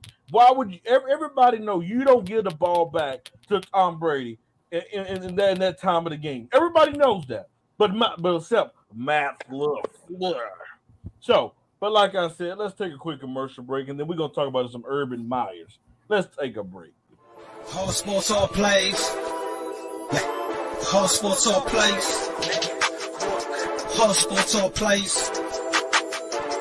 365, we making a plays. You talking the game, get you through the days. We're high in the court, the dime in the lane. Variety, topics, living the same. All presentation, sports information. In the airways, taking the nation. All sport, all plays, like working your faces. Grace at the field, so tie the laces. All sports, all plays. That is some just of a few of our lineups here at the All Sports All Play Network. You can find us on Facebook, YouTube, Twitter, Instagram, Twitch, Roku channel. I'm feeling like I'm with Viva Live on channel 598. Download the app, look for us. We're live on all those platforms. Looking to add to more platforms. Make sure you subscribe to our YouTube channel. If you're the 10th person to subscribe, you'll be able to win your very own free ASAP t-shirt. So make sure you click the little bell at the bottom of the show. Go to screen. You guys know what's going on down there in Jacksonville. You guys see what's going on with Urban Meyers. You guys seen the little apology or whatever, the little statement that he put out. What is your reaction to the Urban Meyers situation as of now? Whoever want to go can go. This topic might be kind of interesting. I'm just, ready to hear. Matter of fact, Joe, we'll let you go with it first on the Urban Meyers. I mean, it is what it is. When you have a very successful college coach that has won national championships and they're used to coaching kids, they try to bring that to the NFL. You coaching men, and you try to, have that type of discipline stuff with these men, and it don't go over like, you know what I mean? These are men. You got to treat them as such. Everybody's not equal. Certain players get certain leeway than others. We saw the same thing happen with Nick Saban. Nick Saban, when he came to the Dolphins, was a very successful coach. You try to instill that discipline in NFL, and it just don't work, man. You got to be a little bit different over there. You can't come with this attitude like you're the guy and it's gonna listen to you like that, and it don't work like that. Also, he also had the thing with this conditioning coach that he hired that had some some racist things to say back in college, and that we knew that going in, and he still hired people that that kind of like set him back just even coming in. People was looking at him with the eye coming in. So with that being said, it was just bad from the jump before he got there. And like I said, when you have successful college coaches that come in trying to be disciplinary like they did in college, it just don't work. We saw it with Nick Saban. Nick Saban's a great college coach, but the way he rules, it don't work in the NFL. And Urban Meyer was trying to do the same, and he got ran out of there just as quick as Nick Saban did. Shout out to my mom. She watching. Yeah. Hey, it's on the way. Christmas right around the corner. But listen here, man. Urban Meyer started off in a bad way. Just like you said, the strength and conditioning coach. You know what this man put out there. You knew when you hired him. You knew what he was about. Then number two, you go out there and you get Tim Tebow. You said, okay, come on in, Tim Tebow. We're not going to put you at the quarterback position. We're going to change your position to tight end. But and you have grown men out there like, you what? Like this is not college. These guys are getting paid millions of dollars. But then you have a situation where you lose a football game. You lose a football game. And you tell the team, go get on the plane. I'll holler at y'all. Go get on the plane. Go on back to Jackson. I'm going to stay here. I'm going to catch up to y'all. All right, Kenny. I'm going to get to the club and give me a lap dance. I mean, this is your NFL coach. You can't make this up. You can't. This is your head coach saying, go. Oh, God, give me a lap. He said, forget the football, forget the pig skins. I'm about to go get some skins myself. I'm about to hit the dance floor. I'm about to rub on one of these jelly donuts.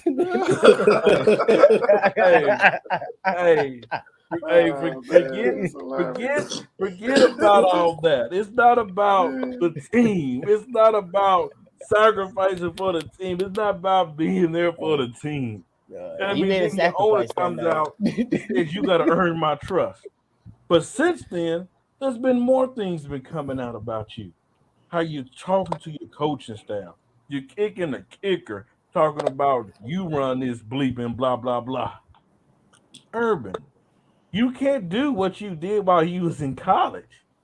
I mean, and the bad thing about it, he didn't lose his job on the first year because losing football games. Because let's not forget, Jimmy Johnson came out there and he didn't have a successful season as his first year. But I believe because they knew that this was going to be a 3 to 5 building process because Jacksonville is just that bad. But his shenanigans and the way how he handled himself is what got him fired. And then if you're Jacksonville, you don't need that type of attention going into free agency. You just don't. Kenny, what's your reaction, man? You guys pretty much covered it. I just think it just was a continuous, almost like a snowball rolling downhill. It just kept going and going and going. You just kept mistake after mistake and after mistake. And I just think that Shad Khan, he just at that point he couldn't take anymore. And I had put a report in the chat, and that the day that he fired him, like he left a coaches meeting. He left the facility, and then they were having coaches meeting, and he wasn't even there. No one knew where he was. So like this dude just totally just jumped ship and just totally abandoned his job completely. Like he was just unprofessional. So at the end of the day, he just wasn't built for this job. That's what all of this shows is that he wasn't built for this job. And it's just another case of a college coach that should have just stayed in college. And that's what this to me, that's the biggest takeaway from this is that this is just another example. Urban Meyer is a college coach and he should stay in college. He had no business being an NFL coach, and he should never get another opportunity as an NFL coach. And now, the Jacksonville Jaguars are gonna have to, clean up this mess and pick up the pieces and try to figure out how to move forward. And this is my last statement. And I'm gonna shout out my boy Chris Stafford, one of my guys here in Jacksonville. That's a Jags fan, and he made a great suggestion.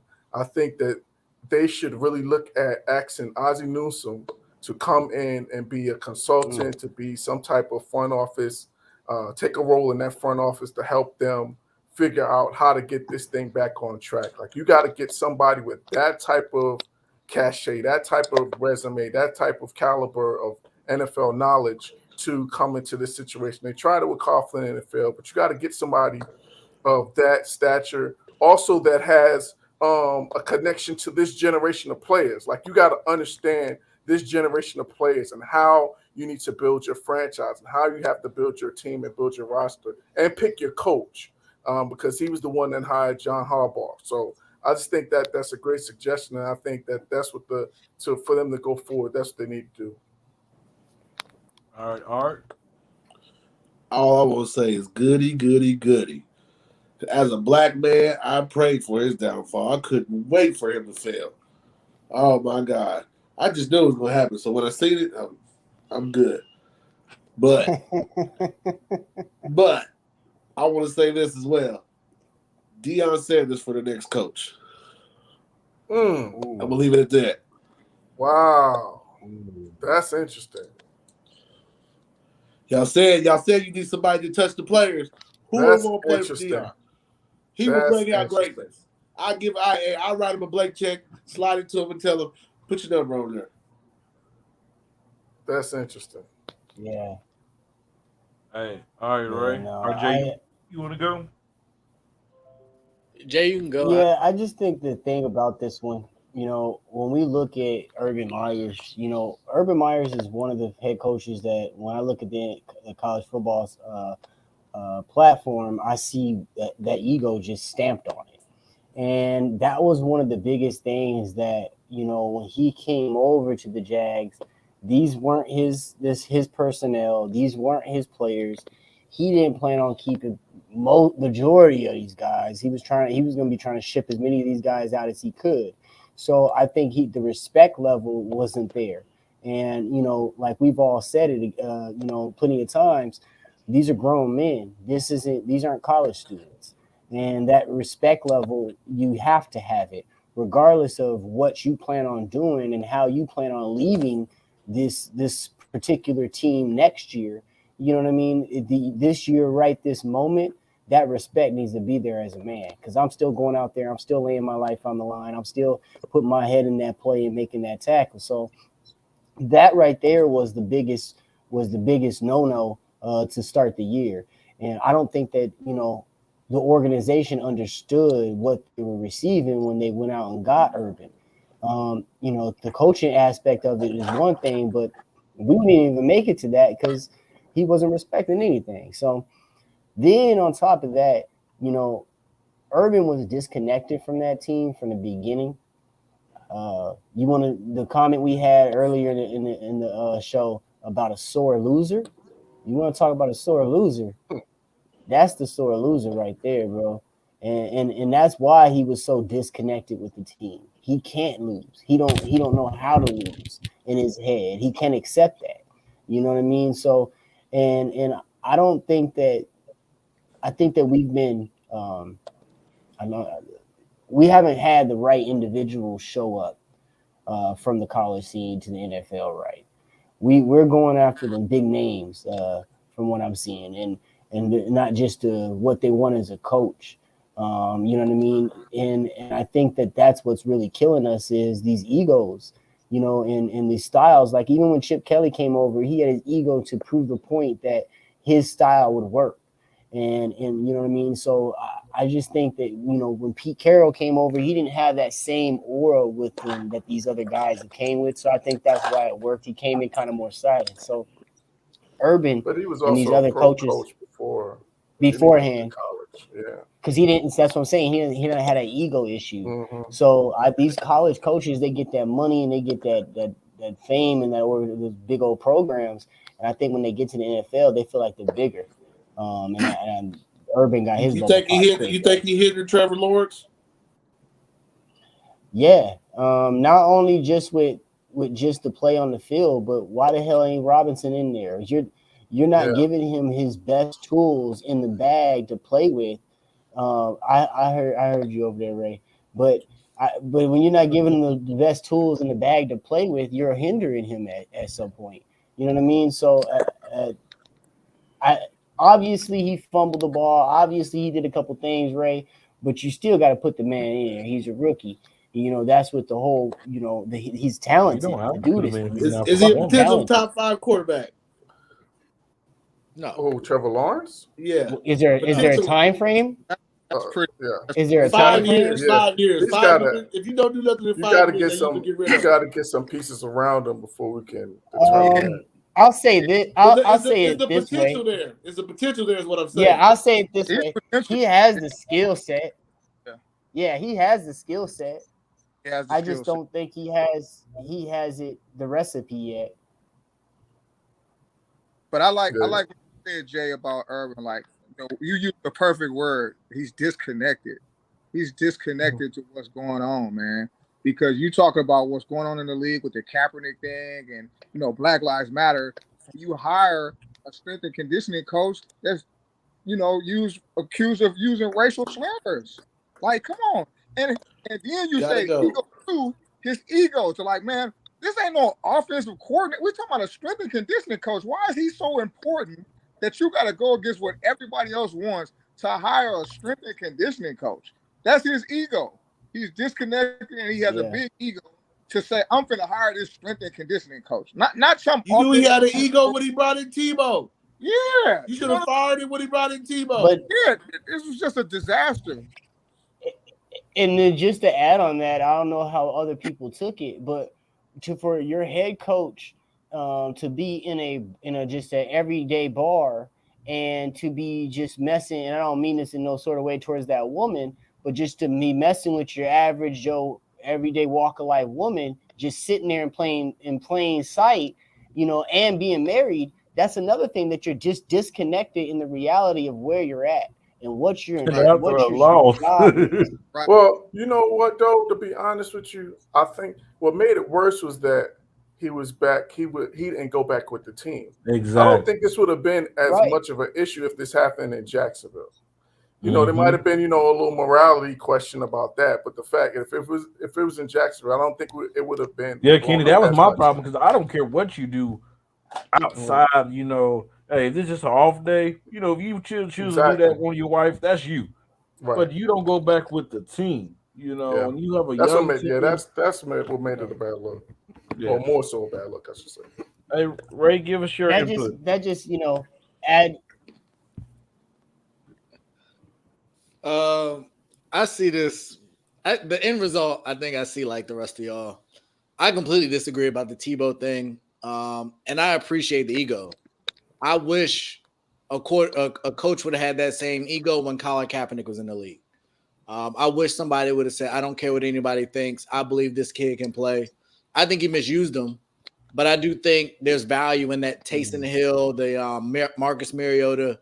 I think Tebow, if you would have used him in a certain option package, I think there would have been value there. I also think you're looking at a franchise that shipped out almost all the premier talent and needed to sell tickets. I think Tebow sells tickets. I think Urban Meyer's demeanor can sell tickets. Trevor Lawrence could have been that. I think the miss here is that Etienne also got hurt. I think that would have been a great weapon for Trevor Lawrence that he didn't have. I think it's a new system. We're looking at a COVID world.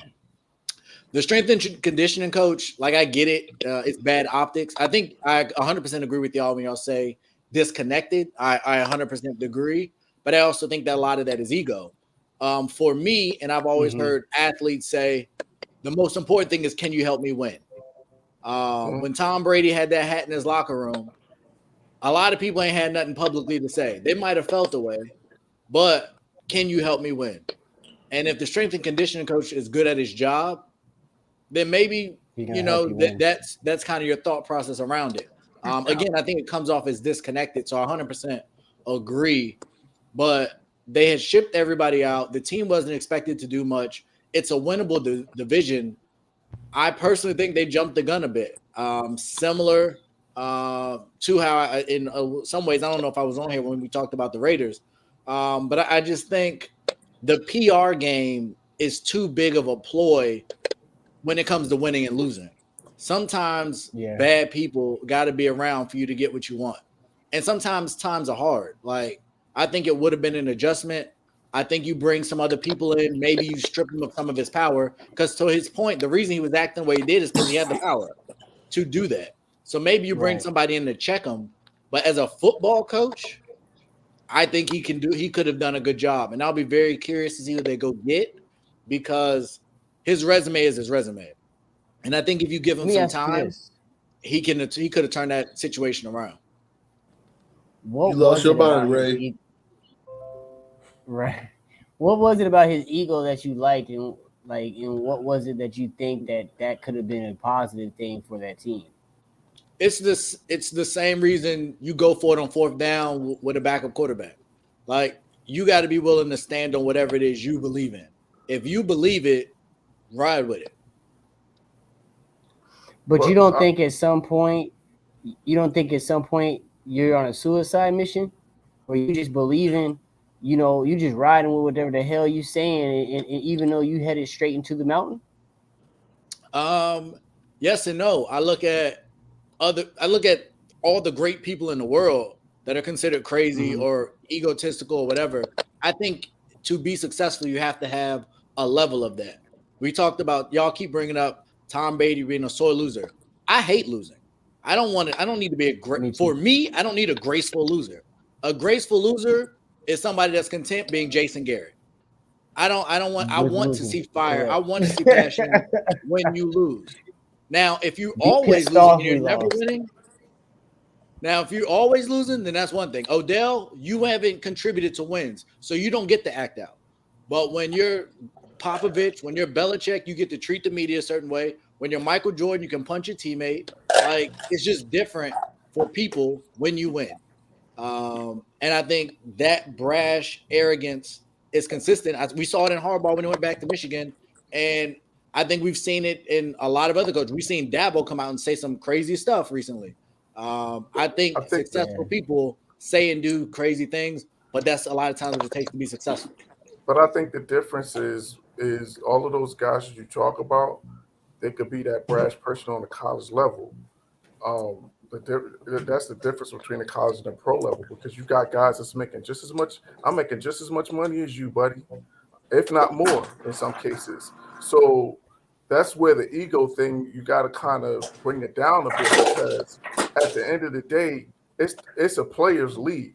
Like you got to be able to get along with your great players because they're on that.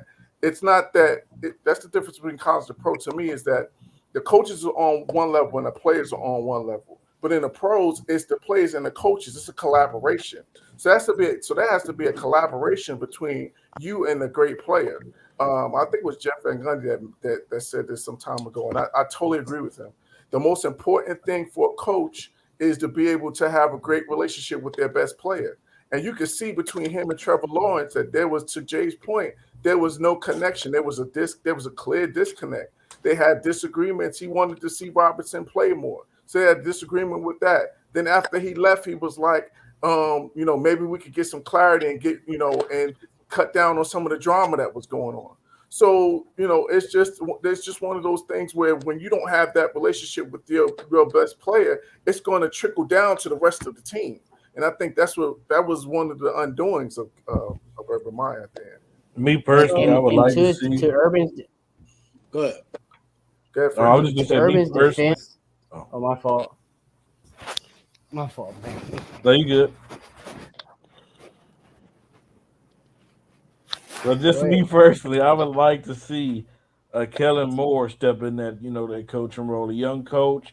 That's going to, the ownership's going to say, okay, we know you're young, we know what you can do, offensive minded. You can take Trevor Lawrence, trying to turn him into this. I would love to see Eric Bieniemy get a coaching job, but I don't want to see him as a black man go in a situation like that. And they're not going to give him the same amount of time, in my opinion, like they would a Kellen Moore. Even though we know that he deserves a coaching job, I just want to make sure it's the right coaching job. Let he go, so you don't want him to just go out and take a Jacksonville Jaguar that don't have expectations. But a Kellen Moore is a good young coach, great offensive-minded coach. He's sat players back, coach, players coach. He's a players coach. I think he'll fit right in there. Hey, maybe what they might need a new young face. What about Eric? I just hope he hasn't got contaminated too much by he said. Let me throw another name at y'all. And me and Ray, we talked about him last week, and I'm curious of y'all opinion about this name, Byron Leforce. I love Leforce. No, I love Leforce. Former Jaguar. Let me tell you. He's coached. He's the offensive coordinator down there in Tampa, so he's worked with it. He's had a chance to work with a great quarterback in Brady. So now he can go from a great veteran to mold a young quarterback, and he has history there. He was a successful quarterback as a Jaguar. I can see why, but I don't think it'll work. He's not ready yet, me personally. But I can see why. What do you think that's stopping him from being ready? Yeah. I think his experience. I don't think he's ready to control a whole team. To be a head coach. He's been coordinator longer than president. Did who? Kellen Moore from the Cowboys, the offensive coordinator for the Cowboys. Yeah. I didn't pick Kellen Moore either. I would go Eric Deandre. Yeah, I don't know. I understand why you would go with Eric, but again, I don't think this is and I think we're all off. I don't think this should be a first-time coaching job. I think this is a guy that's been established. I think this should be a guy. Cormel would be a good guy for this particular organization right now. I think this needs to be a guy that has a routine that he can go, all right, let me jump back into this, get these guys in a routine, get this organization into a winning mindset first. And to Urban's defense, because I think Ray was kind of shooing towards this as well. They didn't give Urban no time to put his footprint on there. And I get where we're going with that whole, you do have to have sort of an ego when you come in, especially when an organization this unraveled with this much. There's no organization in this organization. So, you have to come in and stamp yourself in there as I am the man. Things will change. Things will go my way now because I'm running this ship. Because they were running around with it like a chicken with their head cut off in it over there before. They was been so bad for the last couple of years. So I get that part. And that's why I think that this shouldn't be a first-time head coach. It's definitely got to be an offensive coach. Yeah, but if it's going to be, to me though, if it's going to be, you said that you got to have a 3 to 5 year window. Then to me that signals a young coach because you want somebody to grow into the position. Yep. All right, gentlemen. They would get fired before that. And I think the other thing is, one, the week after you let Urban go, to put up that performance against Houston, to me, says a lot. Right. Right. Let's face it, fellas. They're a terrible organization. They're probably going to hire that same team beat Buffalo this year. So say whatever you want, but that team beat Buffalo this year with Urban at head coach. And so I don't. Yeah, we got to say Buffalo has not been the same team like last year. They have struggled. They have, they can't find nobody out of first place. I understand that, Ray, but let's not sit up and act like Buffalo just. So you're saying that's not a good win. Year. Jacksonville beating Buffalo is not a good win. That's as good a win as it's not a top tier win. No. But what I'm saying is a good what? It's a good win. What? It's a good win, but that's a good win. If you listen, this is your problem. You listen with your heart, but you don't listen with your ears. Listen with your ears for a second. It's a good win, but we're not going to say Buffalo is that team. Like, we don't have high. Well, what about the Dolphins? They beat them. Wait. Time out. Don't ever hit me with no kindergarten. Listen with my ear. Don't listen with my heart stuff again. Listen with your ears. That line out like that again. You better come with some fire after telling me some kindergarten. Listen with your ears, not your heart, Jay. I tell you that all the time. I say that all the time. So you didn't answer my question. What's the question? You said that wasn't the Bills wasn't a great win or a good win. I said it was Dolphins a good win? No, you did. I'm talking about Freddie. So was the Dolphins, was that a good win? It's a decent win, bro. But I'm not going. They're the Jaguars. What are we talking about? They didn't even get a good win for them. Oh man, they just beat Tampa Bay. Woo! Any win like that, bro. But that's like storm the field type win. Like, come on, bro. We're talking about the Jaguars. You want them to beat Tampa Bay. And Buffalo, over second place team that went to the AFC Championship last year. So, hey, Kenny, you got your phone on you? I do. Hey, look at the group chat. We about to end the show though, man. It's been a great. Look, I just said, we just talked about old Brady. I just had to spark something up. I want to read it to the viewers. If Odell Beckham Jr. was on the sideline throwing tablets, they call him a diva in the locker room, a cancer. But if Brady does it, it's called passion. Ain't that something? I've already addressed this. Do you colorism at your finest?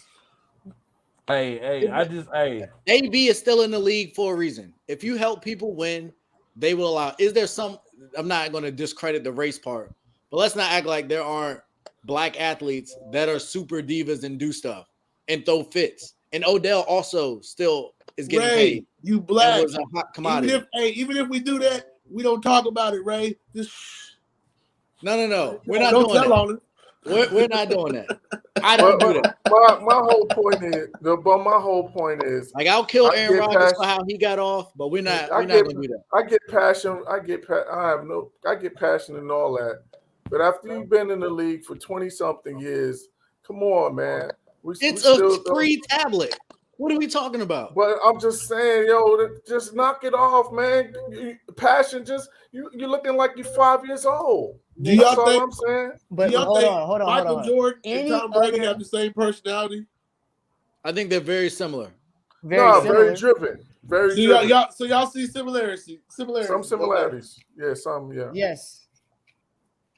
Yeah. All right, I mean, you got to think of it. If You gotta think LeBron like had this, that too. tenacity, man, the Lakers might be better this year. Kobe's kicking players Man. off the team if they do that. If like the deadliest players, the ones that have the rings, the ones that have the championships, they get pissed off if you don't do your job. If you lose because you lose, that's one thing. But when you get shut out, multiple people did not do their job. And that's what he's pissed off about. That's different than losing a game. It's different when you lose because people didn't show up to work. But That's 0 different. points. That's being a sore loser. That's what it is. You didn't show up to work at 0 points. You didn't show up to work. You the leader. You need to hold your head up That strong. fall back on Tom Brady because when they win it, it's all Tom Brady. But when they lose it, it's excuses. Mm-hmm. That sounds just like somebody Ray, down there in we Arizona. both know. My Ray, bad. Ray, we both know that. We both know with Tom Brady, we can get a field goal at least. We both know that. Everybody on the panel knows. Can we? Did we Sunday? Did we? Oh, that's why he broke some tablets. Okay. That's why he broke some tablets. Hey Joe, did we get a field goal on Sunday down there in New Orleans? They didn't get one. No, Nada. Okay. I just had that. Oh no, that was in Tampa, wasn't it? Yeah, No, but my bad down there. Yeah, it was in Tampa. That's even worse. Kenny, that's even worse at home. Yeah, that's why he broke some tablets. Rightfully so. But Hey, listen, I'm just throwing it in you can bums. curse your team. You can curse your teammates out in the locker room. You could throw a fit in the whole 9 yards. Like we don't have to do all. You don't have to do all of that. Hey Kenny. Hey, one question before we leave. Hold on. When Arizona losing the playoffs, don't expect we might not see Jay until 2023. You crazy. Hey, check this out. Check this out. I just got one question. Since we seen him break the tablet on national TV, okay, what's the chances of Ashurion accepting his insurance claim? He ain't filing that. You better accept you're gonna lose your job. That's Tom Brady. Well, if you want that NFL contract money, you replace that tablet ASAP. You replace it expeditiously. Well, gentlemen, let's knock out a few NBA topics. Let's be pretty quick on them, but let's knock out a few of them real quick. Let's do a little NBA hot take. Ray, we'll let you give you a hot take. Give a hot take. Next year, they're blowing up the Lakers. Here we go. I knew the other damn reason why AD's you wanted to go to gone. the NBA. Russ is gone. All them 1-year deals is gone. They're blowing it up. It won't last. They can't stay healthy. They're mentally weak. They turn the ball over. They can't shoot free throws. They can't shoot threes. They don't play defense. They're blowing it up, and Vogel will not be there either. It'll be LeBron starting all over again. When you say next year, you mean in like 2 weeks, like January 1st next year? No, Davis is hurt, so they can't trade him right now. Russ makes too much money. But by the start of next year, it's going to be a completely different cast of characters. He'll be begging for Kyrie to come back. I'll go. Give me a hot take. Oh, I'm just amazed by how the Bulls are playing. DeRozan, that little cast. I'm amazed by the Bulls. I'm a Lakers fan, but I'm amazed by how the Bulls are playing, and Steph Curry. You know what I mean? Steph Curry's phenomenon this year. You know what I mean? So it's early, so I don't see any clear cut favorites right now. But I'm just looking at who's playing good and who's not. But Lakers all the way. We're gonna get a chip. We ain't blowing nothing up. You know it.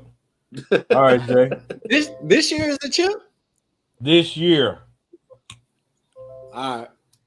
Y'all be happy to make the playoffs.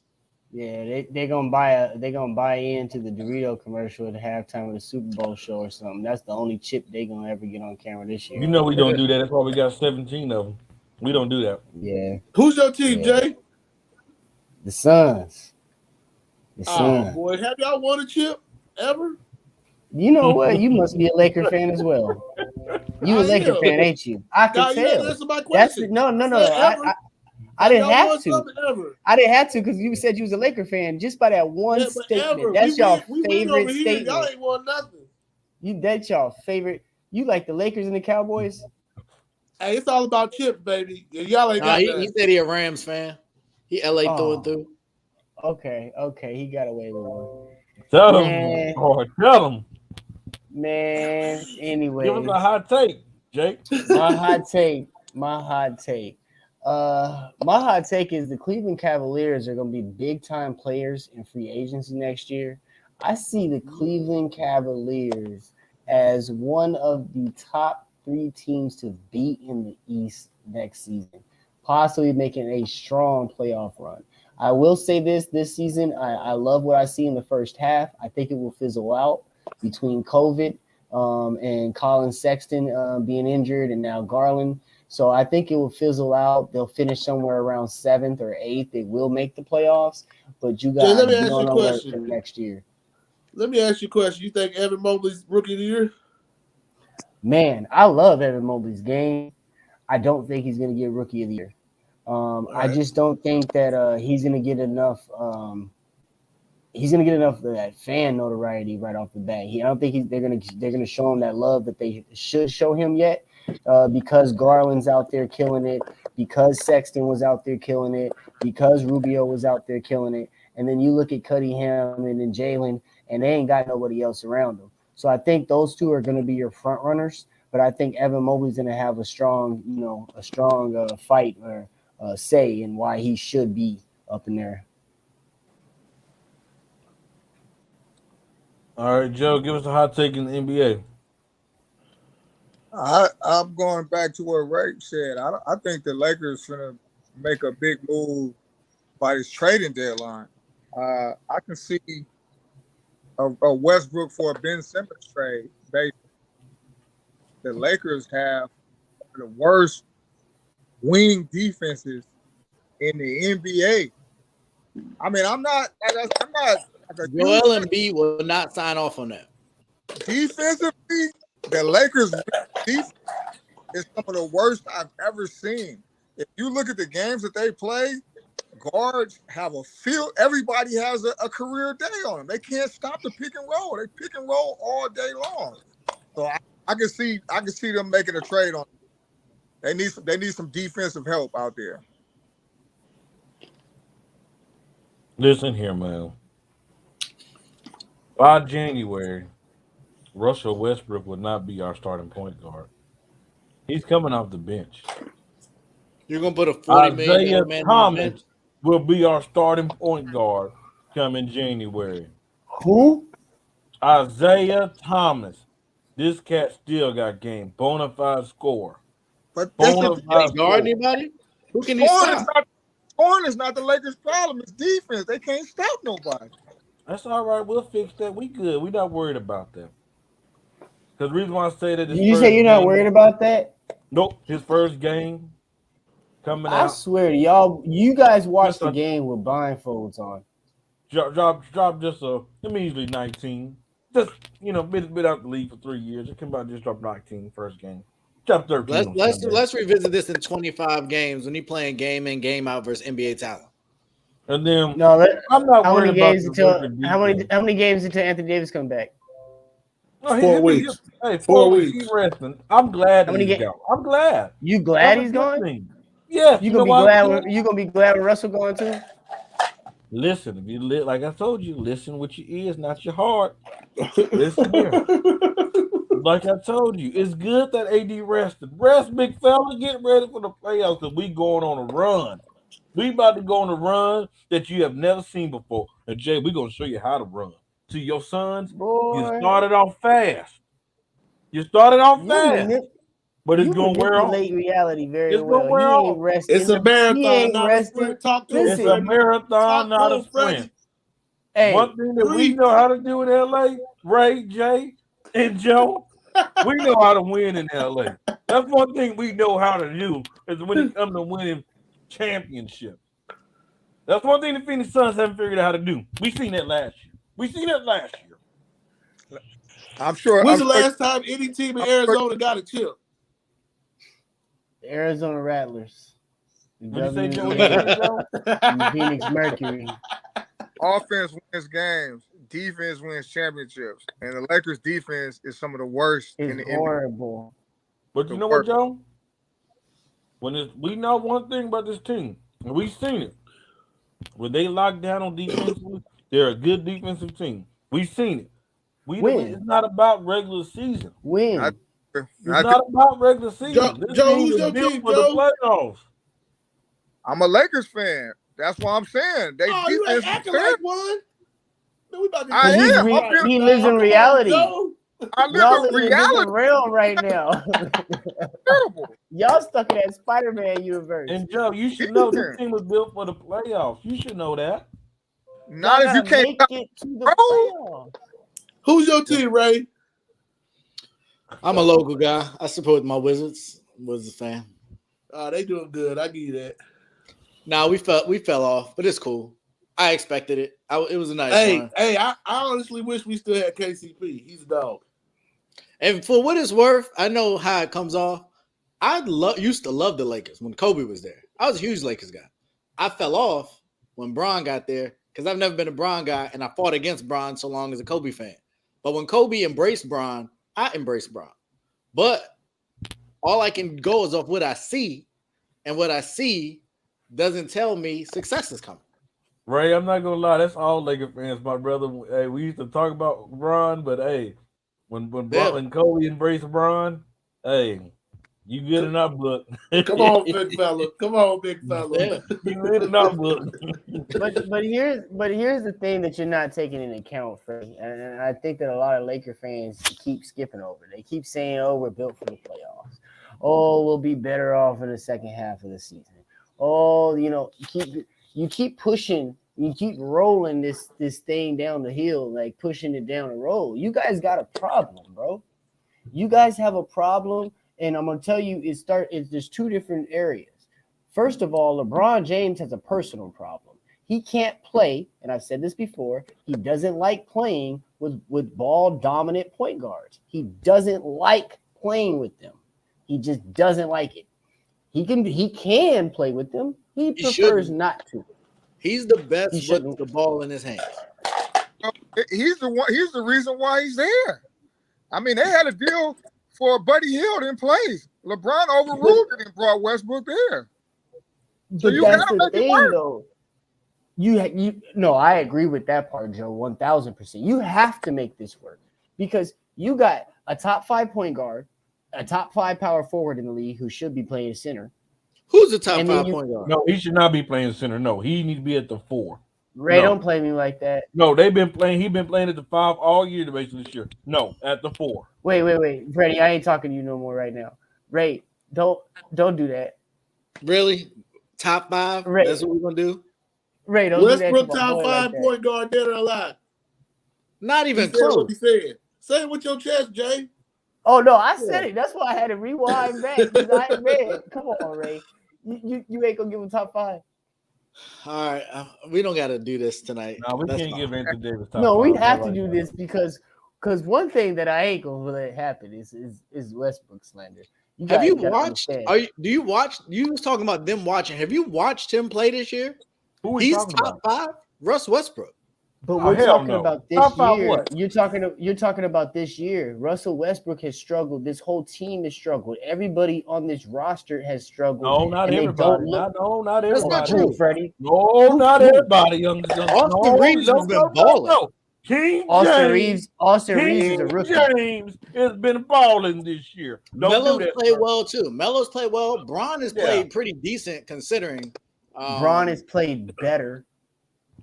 No, let's face it. Let's face it. It's the supporting cast. It's Russ. LeBron hadn't played bad. And AD. Those two have not played up to their standard, and everybody else is suffering because of it. It takes Russ a half a season. No. Are y'all watching? It don't. Yes, he turned the ball over the last 2 years. At the last 2 years. You'll see what I'm saying. But you want to know something, Ray? I had Russ last year. Trust me. But you want to know something, Ray? Russ is a volume rhythm shooter.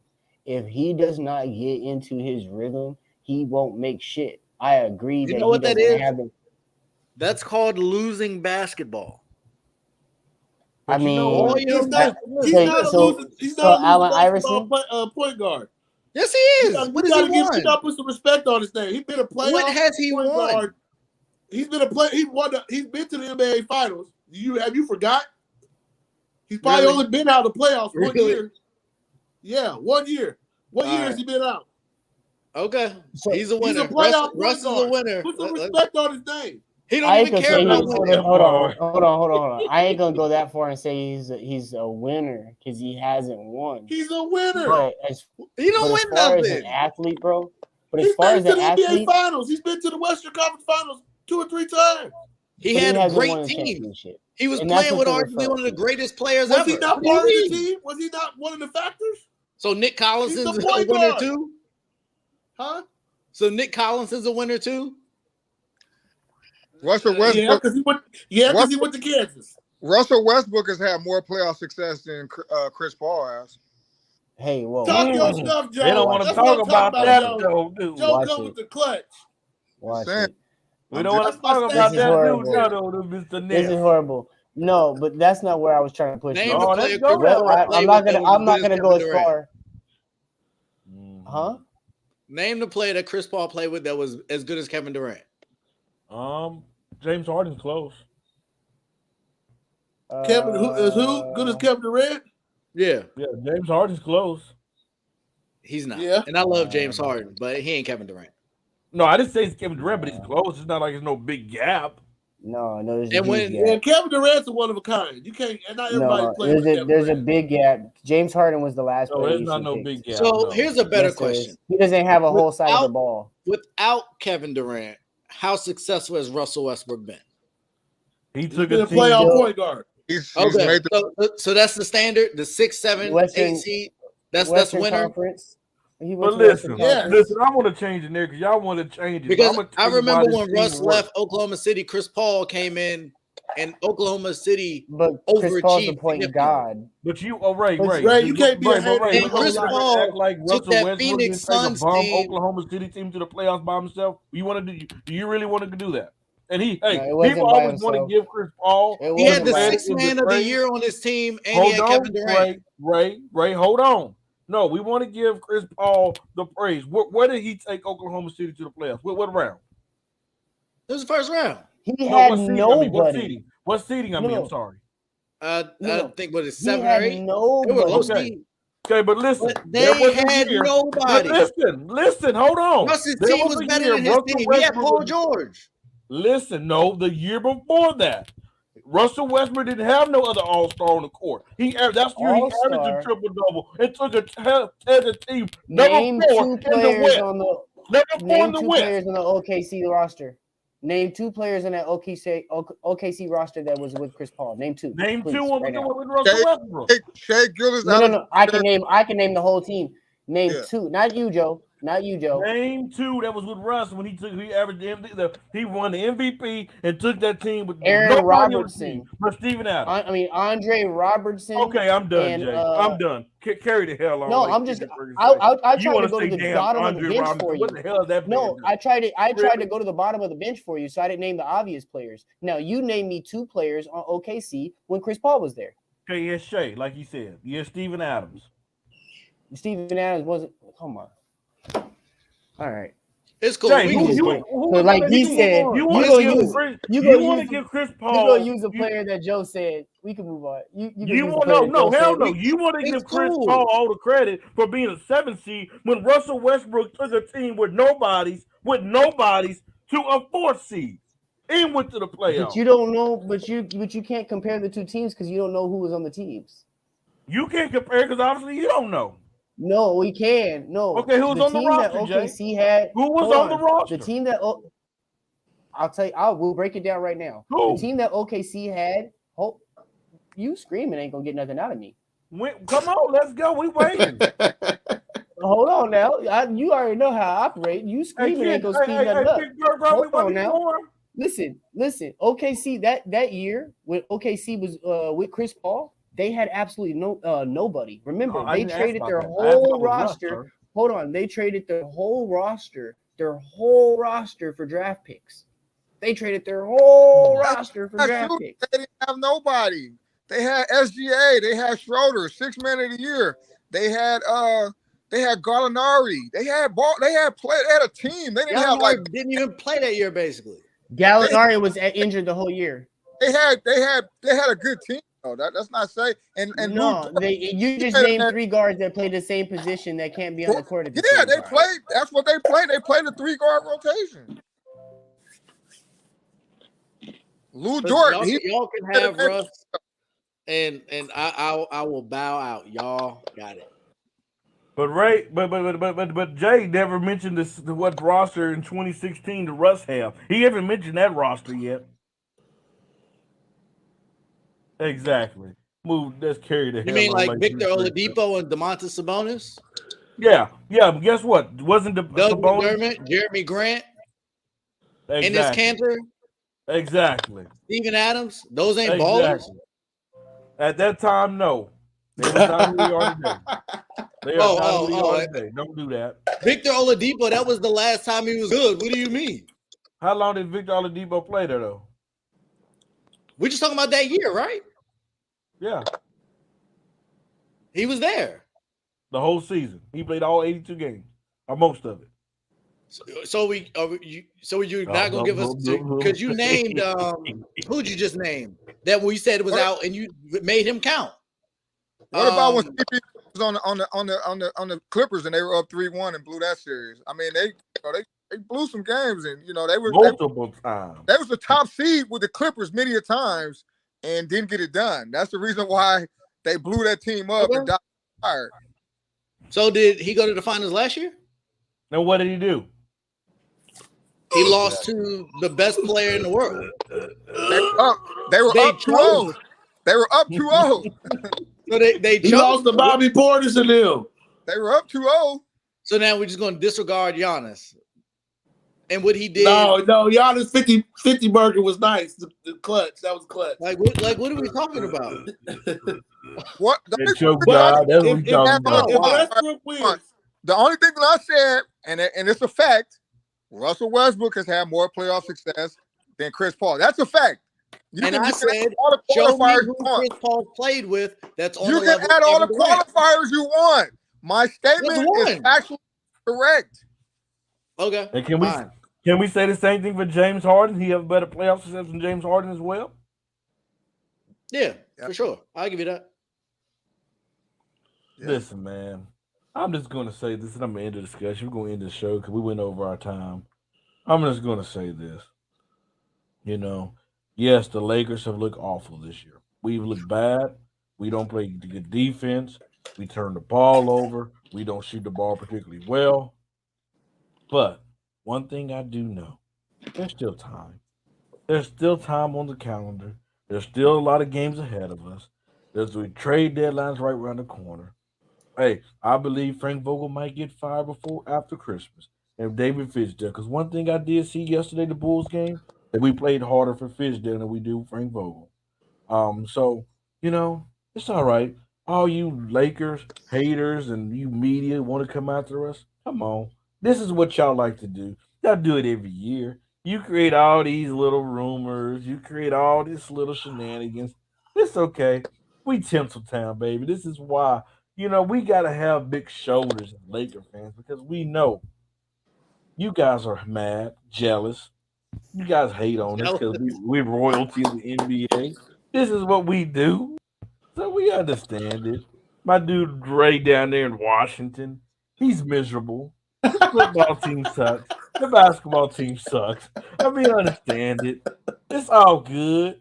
We'll figure it out.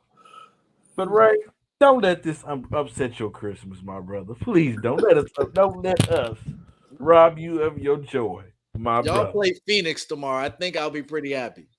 Ooh, you know what? Your boy gonna do a play-by-play tomorrow night of the game. And if anybody down to join, just let me know. A play-by-play. And hey, we might see a different reaction tomorrow night. Oh, CP, where's it at? Is it in LA or is it in Phoenix? Where at? I think it's at Phoenix. Look like. Ooh. We coming to the desert. We gonna make the desert. Oh no, it's in LA. It's in LA.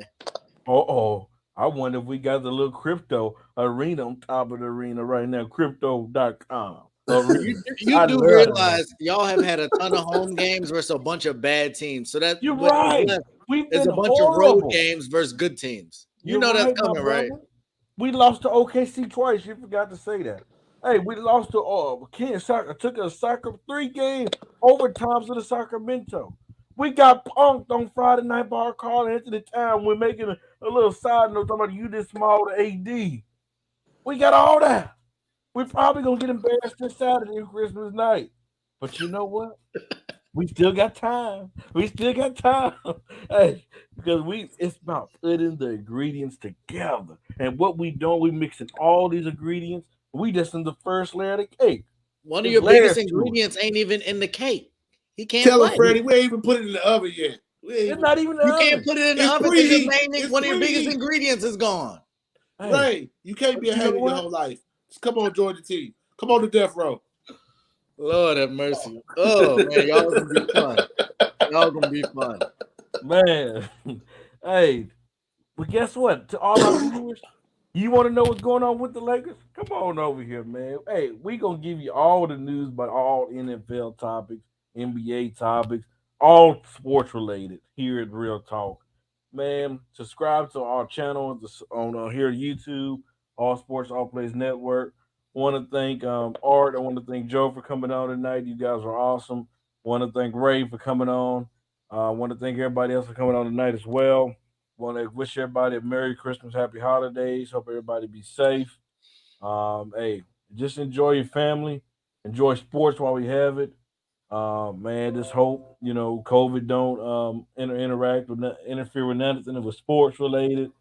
But hey, it was a great. COVID, he's out. Say it again. Travis Kelce got COVID. He's out. Yeah, exactly. He'll be back. Yep. So, man, this is another episode of Real Talk. We'll be back Thursday. You guys have a great night. All right, brothers. Yes, sir. See ya. Whole sports all plays. Whole sports all plays.